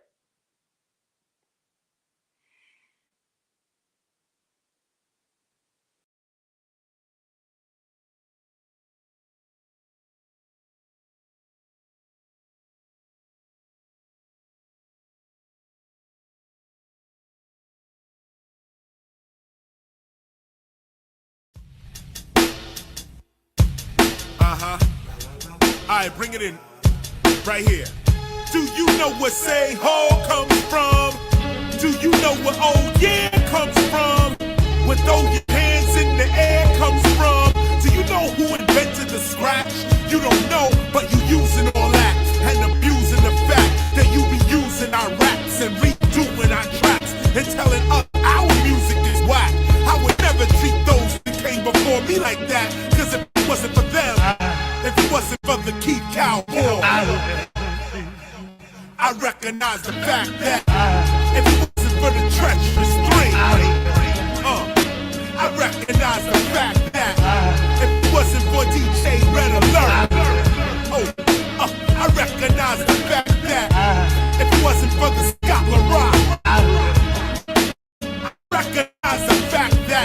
rap holds the whole crew back, cause everybody's stealing. You take one step, they pulling you back, wheeling and dealing. But we already been through that, we know the feeling, y'all. But when you diss your foundation, you really fall. Cause you too are getting older, not younger, you got to hear me, y'all. Hip hop is more than just how loud the people cheer me right here. It's a continuation of over 30 years. And without that, if it wasn't for the Tila Rock, I reckon. This presentation is not going to be like normal presentations you get in an academic environment. What is the difference? The difference is, in our presentation, we're dealing with live facts and effects, not studying dead material. KRS-ONE. Just before we go, come on. How much time I got? Damn. Alright, look. I really want to spit some more of this so you can see the raw from Chris. I really like to rock off the top to show you what's real hip-hop, not the radio. Let me tell you right now, that's not the way to go. You gotta see right now what I'm saying, y'all. Me, I never did a bid, and if you did, you know you don't want that for your kid. Let me tell you right now, I'm in defiance. Stop the violence. Welcome to another hip-hop study session. I am KRS-ONE. How many real hip-hoppers in the place right about now?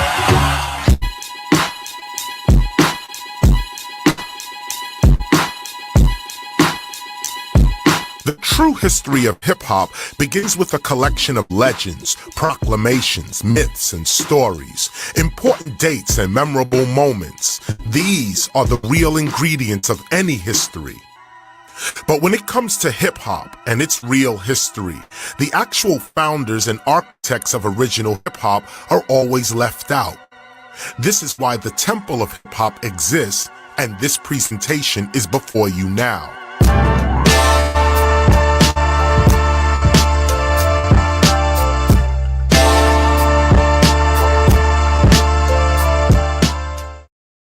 Everyone is entitled to their opinions and theories and experiences with hip-hop. But as authentic hip-hop scholars, you must have the facts. This presentation is all about the facts. The facts regarding hip-hop from out of the mouths of those that actually created hip-hop. Now people say you should make the record that sell. Some say make the record that rock the house well. I'm with that program on top of the slogan. Everybody gotta be real because I know who I am. And inside of me, I could not see hurting all of my people for some M-O-N-E. Why should I have to stoop to that level? Kicking negativity and I'm a rebel to the devil. Like a pumper like I am. And kick it like a champ. And get the pot of gold, 3 wishes and the lamp. And come right back and roll with a sequel. Never seen a man have so much love for his people. Some black artists try their hardest to make a crossover jam, but the fans aren't the smartest, cause they be peeping it while the artists be creeping it. To the pop fans for the money and sleeping, but it's only but so many drinks you can try, till you drink the water until your well runs dry. And there's nothing the matter with shattering racism, just be you and don't try to be him, cause it's too much knee bending, too much foot shuffling, too much booty kissing, love of self, listen, eating black people up just like cancer. I know all the symptoms, now here's some answers. Take care of your mental and physical health, and spiritually learn to love yourself. And once you do that and see that it's true, learn to love the people who look like you.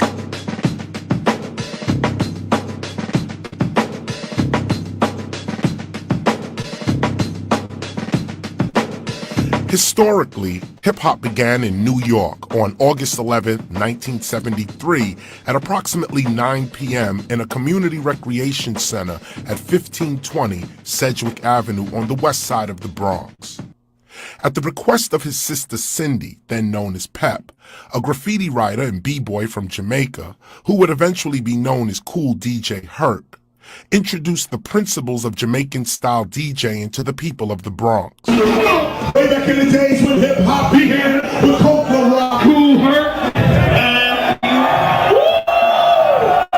in the building. Way back in the days when hip-hop began, with Coca Rock, Cool Herc, and then bam, B-boys ran to the ladies' jam. When it got shot up, they went home and said, damn, there's gotta be a better way to hear them together today. was getting blown away, coming outside anyway. They tried to get outside and see the park. Power from a street light made the place dark. Yo, they didn't care. They turned it down. I know if you understand what I'm talking about. Remember, Bronx River, rolling thick, cool teaching better learn, Chuck killing on the mix. When Africa Islam was rocking the jam, on the other side of town was a kid named Flash. Patterson and Millbrook projects, Casanovas.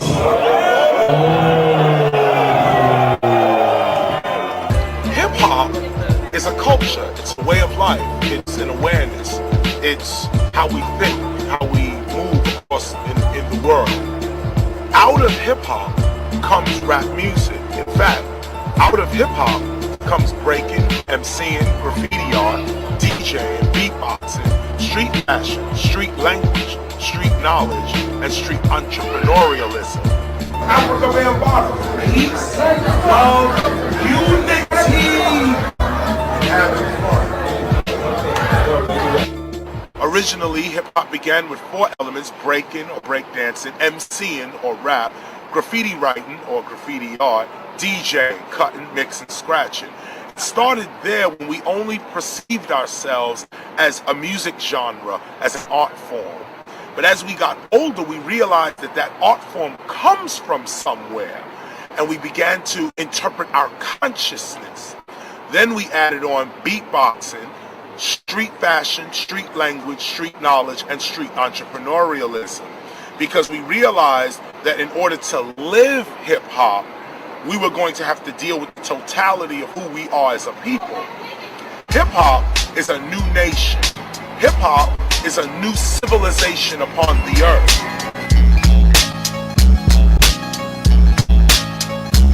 Hip-hop. Congratulations.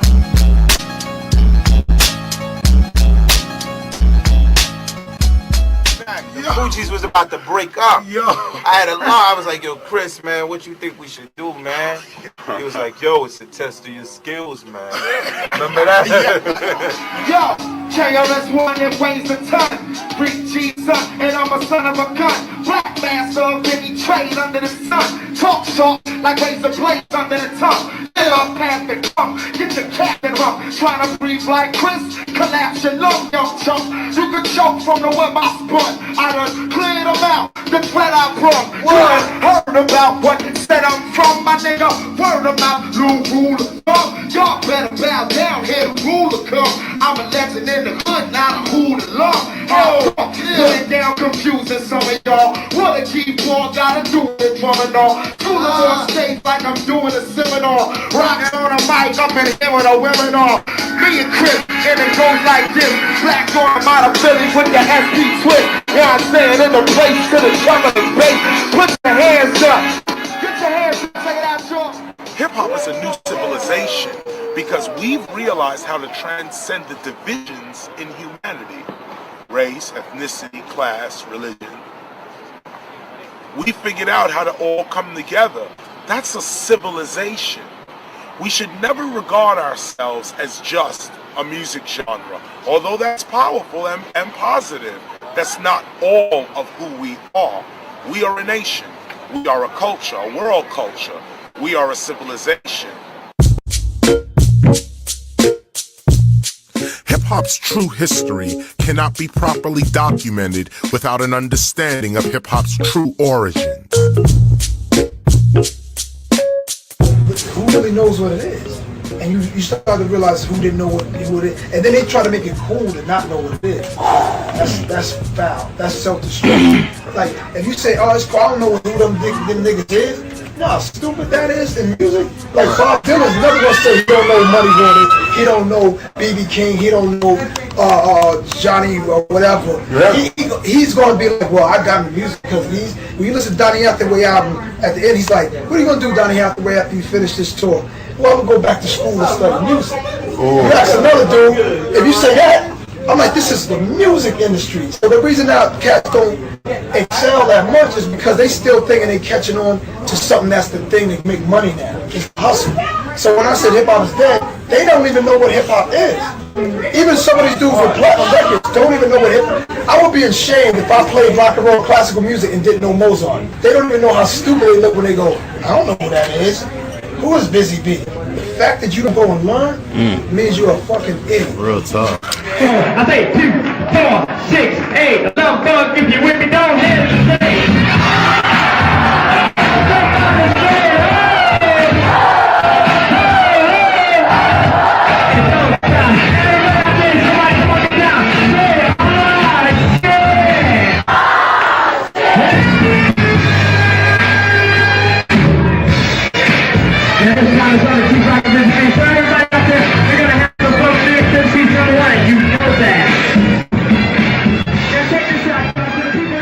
We're looking to have a presence where people know that there's a legitimate force out there that is ran by legitimate people about this culture. If you have questions about the culture and you want legitimate answers, not yo man, you know what I'm saying, but legitimate answers that you can go and print somewhere in a college journal about a culture, you need to come see the Temple of Hip Hop. We have certified specialists. Dee Dance is a hip hop historian. He'll be here tonight. Hopefully we can get a little interview with him as well. Kool Herc, the father of hip hop, is our resident scholar as well. As rap music became more commercialized and mainstream, we began forming our unique body of hip-hop knowledge with hip-hop's actual founders in an effort to preserve such knowledge for future hip-hop scholars. For most people, the very term hip-hop scholar was seen as a contradiction, but these are some of the earliest images of hip-hop's actual founders teaching the origins of hip-hop in a legitimate learning environment, again, for the first time. Well, it started from myself. I was the first. Hip-hop to me right now is like it's on the course of a relay. I was the first guy who would start off with the baton. You know, I started off like that. And the origin, West Indian background. I was born in the West Indies, from Jamaica, Kingston, Jamaica. So it was an opportunity to go to London. My parents, migrated from Jamaica to the States or London. So she chose the United States, and that's where, as far as where hip hop could have started from. Could have started from the UK or Canada, but it started it in New York, on the West Side, in the Bronx. And but little did anybody know, myself know, it was going to have a form like this. It would spread like a ripple in a river from state to state and from country to country. And before we know it, hip-hop is for culture. Listen, I tell you what I give. The mic is going off and on. Listen, kid. I used to sleep right on that bridge. See the people looking up there with their kids? See that shit there? That's called the Brooklyn Bridge over there. And that bridge is called the Manhattan. And that bridge there started my rapping. That's Queensbridge. And you know what it is. Let me take y'all back, all the way back. This is MC and not rap.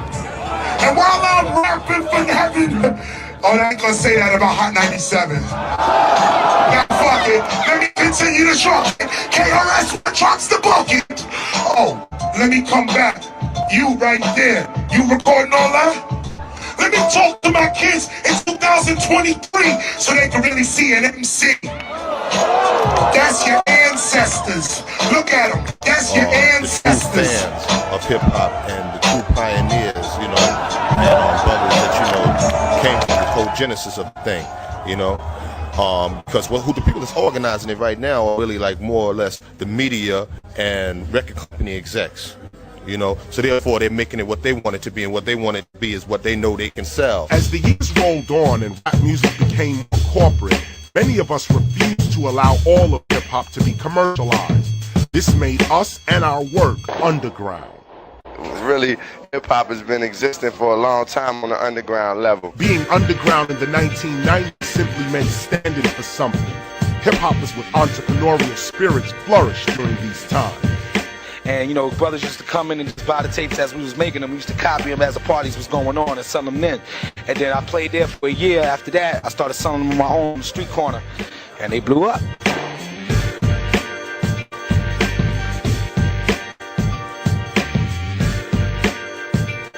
As we became wiser, we realized that hip-hop is the only thing of value that we actually own. Collectively, hip-hop is actually ours. It is the only subject that we know to be actually true. Even though we might not know one another, we feel one another, and this is called culture. Happened with 2 turntables in a mixer, man, and it just started to migrate. People just started to pick up the feeling. It was something that we weren't accepted at disco joints and popular places, so we had to just make our own culture, man. You know what I mean? It was hard times. It was just something that came out of just total freedom, man. You know what I mean? And just expressing this. You know what I mean? And just trying to make a negative into a positive. And look at it now, 30 years later, who would have known, right? Long before anyone was thinking about hip-hop's actual preservation, or hip-hop as an educational tool, or hip-hop's spiritual power, or even its potential political power, serious hip-hop activists were meeting regularly to develop plans for hip-hop's actual preservation and further development. This is how and why people even know about hip-hop today. It is because of meetings like these in the early 1990s, where we would get together and ask the founders and pioneers of original hip-hop important questions such as, what in our minds is the most important aspect to preserving the culture of hip-hop? It was given to me to say, yo, keep it going, preserve this state of mind. That's what we're trying to get. And it's going to take a while to figure out what that state of mind is. I'm glad you said But this is a whole new organization. I mean, it all stems from hip-hop. And we all know what BAM stands for: peace, unity, love, and having fun. Through economics and all that. Yeah. You got to take hip-hop for what it is. You got to recognize that there's hip-hop, there's the electro funk, there's the go-go, there's the new jack swing, there's the gangster, what you call gangster rap, there's the sweet mellow like Jazzy Jeff with Fresh Prince. We got to take all the styles of hip-hop and recognize them all. We can't be having that bickering, oh, the hell with the West Coast, hell with down south, hell with New Orleans, the Arrested Development, Hammer's not this, Hammer's not that. You know, we got to get away from foolishness, because we are fighting for the minds of all our people throughout the world. And we got to We have to understand what it means when we do something. Like this brother said about his job. Now, if we're going to build, you know, what we're really doing is building a society, and part of society is what's wrong right now is we have no spirituality. So we have to bring spirituality back in effect. And once you have spirituality and you become strong within yourself, then you can define what is going to happen in your life. Preserving hip-hop, I mean, I believe is getting people to find esteem in hip-hop. I've been teaching public schools for the last 4 years. And the one thing I noticed in teaching social studies is that the kids didn't see their immediate society as worth something studying. So things that I would do is I would say, okay, we're going to study hip-hop. Hip-hop is a society of people. You interact with one another. We're going to study the ways in which your society manifests itself. The dance, the music, the hairstyles, the clothes, the fashion. Then I flipped it and said, well, let's see who makes money off of it. And I started bringing magazines in. I bought the Word Up in and the Rap Masters. Then I bought the Source in and the Vibe. And as we got higher in levels of getting across messages, we saw where the most money was going. I said, well, why is that? You know, we have to start seeing our community as something to have esteem in. In doing that, we define it. Art needs to be seen. You know what I'm saying? We got to get back to the original cultural and that mentality of the whole art form. Once we get everybody culturally based, then we can move. But right now, we're not treating it as a culture. We're treating it as a commodity. And when you treat it as a commodity, you're going to lose it. You got to have a whole accountable, disciplined order and the formulator union. And we got to put our money where our mouth is and be doers of the words.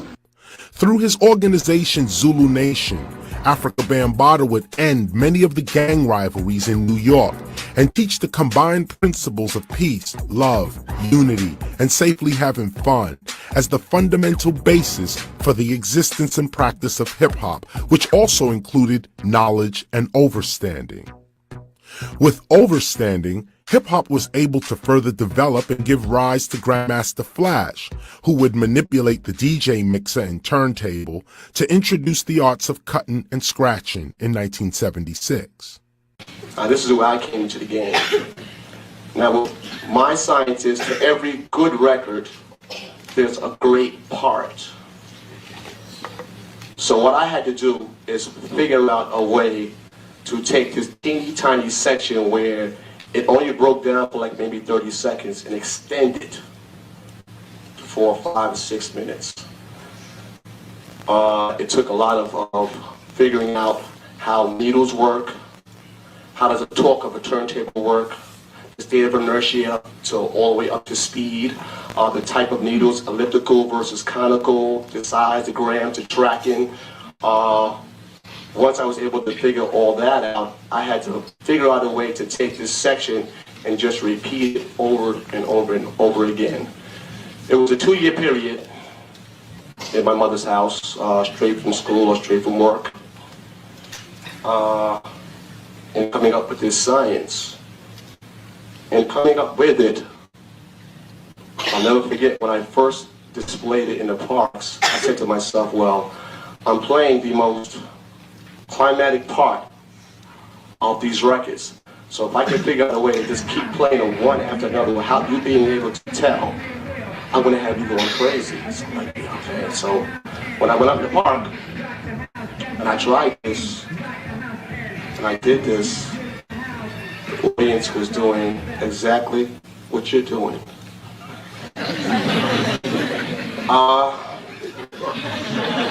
At that point in time, I felt quite discouraged. Let me tell you why. I'm saying to myself, I'm playing these passages of music. I'm going right to the meat of the sandwich. The break of this record, on time, one after another. And nobody's going berserk. Nobody's going nuts. It's like no asses is wiggling. Any children in here? Hope not. Nobody's moving. To my dismay, I figured out that I needed some sort of vocal entertainment. God bless the dead Cowboy. I would have to say, my first MC, Cowboy, he probably was the one person who kept my spirits up. Because me doing this without the vocal entertainment, the MCing, I might have given up. I might have said, I was hearing things like, what is this ridiculous fucking noise this guy's doing with these records? You know, I heard this record before, and why is it that he keeps going back to the same part over and over and over and over and over and over and over again? This guy's stupid, he's an idiot, he's losing his mind, he's whatever. You know, once myself and Cowboy came up with a science, because he was like a ringmaster, or Simon Says type of person. He was able to get people to be occupied. He was like the guy that would just get people off of me, which is what I needed. And once that happened, it was on. From there, I started going into clubs, and I'll just end it here when I go into a long story. I go to clubs and ask DJs, can I get on for 4 or 5 minutes? These jocks would be like, fuck out of here, You're gonna scratch up the records. When in actuality, when you are cueing, you are scratching the record back anyway. The only difference is you just push it out to the people, so their ignorance was their problem. But it wasn't until I met a gentleman by the name of DJ Hollywood in Club 371. He let me get on. And then I went to a club called Disco Fever, and there was a fella by the name of Junebug. He let me on. But the other clubs, eventually, they had to let me on because people wanted to see that. And that's what my contribution to this game is. Thank you. When Love Bug Starsky, Keith Rock the Busy Bee, and others like Keith Cowboy from the Furious Five began to popularize the word hip-hop in the late 1970s, everyone knew what they were talking about. No one had to explain what hip-hop was because we were all it. The language, the clothing, the jewelry, the music, the art, the dances, all of it was us. It was who we were as a people. None of this needed to be explained. It was all felt. hip hop as a culture is a beautiful thing that was created from nothing. You know, it was like, we gonna give you nothing, and the ghetto just said, well, we're gonna appreciate what we can do. You know, we can dance, and we're gonna make them kids into heroes. You know, we can paint on the wall, and we're gonna make these kids into heroes. And we started to create our own stars. The media didn't accept us, but we made our own stars. We were like stars in the neighborhood. And the only other way to get a star in the neighborhood at that time was be in a gang. Be so negative that you became a star. But hip hop was like a positive way to be a star. You know, if you were the best breakdancer, you had fans. You know, even if it's only from your own projects. You know, if you were a good DJ, you had fans. You could say, hey, I'm gonna be in this one place, and people will come. All the A to Z, I'm called to go back to the essence. It's a lot to learn, so I study my lesson. I thought the ghetto was the worst that could happen to me. I'm glad I listened when my father was rapping to me. Cause back in the days they lived in caves, exiled from the original land of slavery. That is what I call hard town. I'd rather be here to exercise the mind than not take the thought around the world twice. Now to pull back the hours of the sight across the desert, that's how the Arabian. They couldn't cave me in, cause I'm the alien. We can pull a city of back to Medina. This is the next city, then I've seen them. My keeps traveling, I'll be back after I stop and think about the brothers and sisters in Africa. From the north through the eye of a single cloud, and I just look under the dark skies, on the dark side, down over there, where my head's a park now where's the time for us to be at? Take a trip through the mind, when to get back. Understand your third eye, seen all of that. It ain't where you're from. When hip-hop was being done for fun and popularity, young street poets began organizing themselves into DJ and MCing crews. One such crew, called the Cold Crush Brothers, were among the first to vocalize hip-hop's culture, introducing the art of MCing, and presented some of the first rap lyrics ever into hip-hop.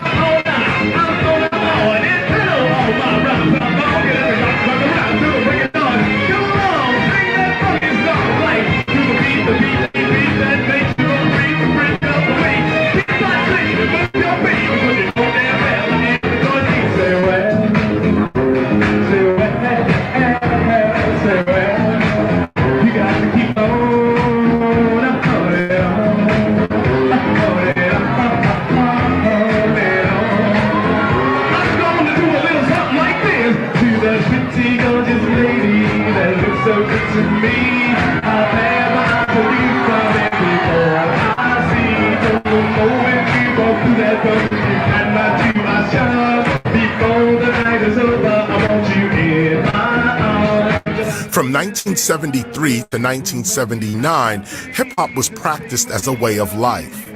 Breaking, MCing, aerosol art, and DJing were done to enhance one's peace, love, unity, and joy. But in 1979, hip-hop's culture split when Grandmaster Caz's manager, Big Bank Hank, recited Caz's rhymes for his part in the now classic song, Rapper's Delight. Grandmaster Caz puts it this way. Basically, Hank, I met Hank at the club he was bouncing at, Sparkle, hip-hop club in the Bronx. And I used to go there and see other hip-hop acts there when I wasn't performing. And me and Hank was kicking at the door. This was at a time when a guy named Ray Chandler, who was like managing Grandmaster Flash and the Furious Fives, he was getting them booked in every high school around the city. He was getting booked in clubs and this and that, and I didn't have nobody representing my crew. I didn't have nobody that could go in somewhere and say, well, listen, look, I represent so-and-so, and we want, you know, this and that. So I thought Hank would be that dude for me. You know, just from our conversations we had at the door. So he became like acting manager for my group. So he took out a loan, $2,000 from his parents, okay? And to buy us more equipment, bigger equipment, got bigger speakers made, and bought amps and stuff like that for the crew. Because hip hop was still in that stage at the time. It was still, when you had a party, you brought your whole set. You had to have your own equipment. Right, you had to have your own equipment. It didn't happen until later people started playing on other people's sets. So we wasn't gonna make no payback, no $2,000 loan on no hip hop jams. Right. You know, it wasn't happening. Right. We wasn't getting that kind of money. So Hank got a job in a pizza shop in New Jersey. The people from Sugar Hill or whatever, her sons and stuff, they looking for people to get on this record that their mom is starting to, she's gonna make a record. He goes out to the pizza shop, he got dough on him and all that, he get in the car and he starts saying my rhymes and stuff to the dude in the car, Joey Robinson, right? So they like, okay, hey, you're down. So Hank passes the audition, whatever, okay?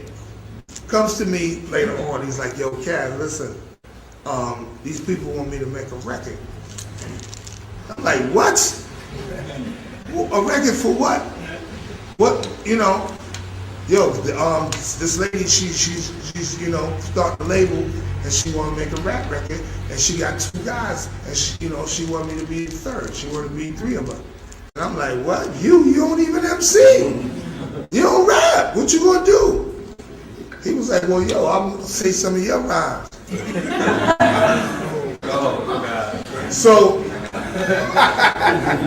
that's why I say here it comes. So I'm like, first of all, anybody who would make a record and ask him to be on it, it can't be nobody in their right mind, all right?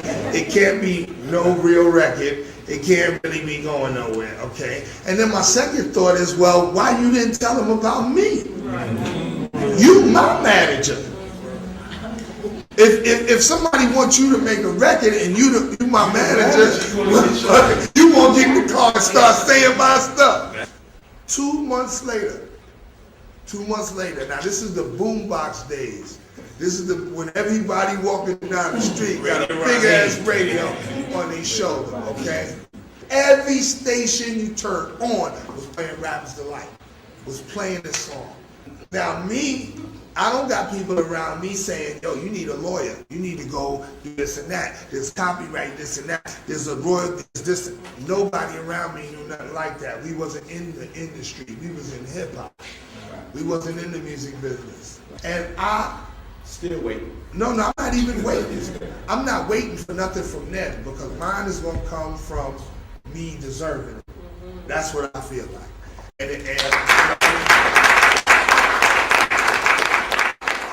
It was the very success of rap music that made anyone believe that they too could be a rapper, a breaker, a graffiti writer, or a DJ simply by hearing or looking at what hip-hop's original architects were doing and mimicking them.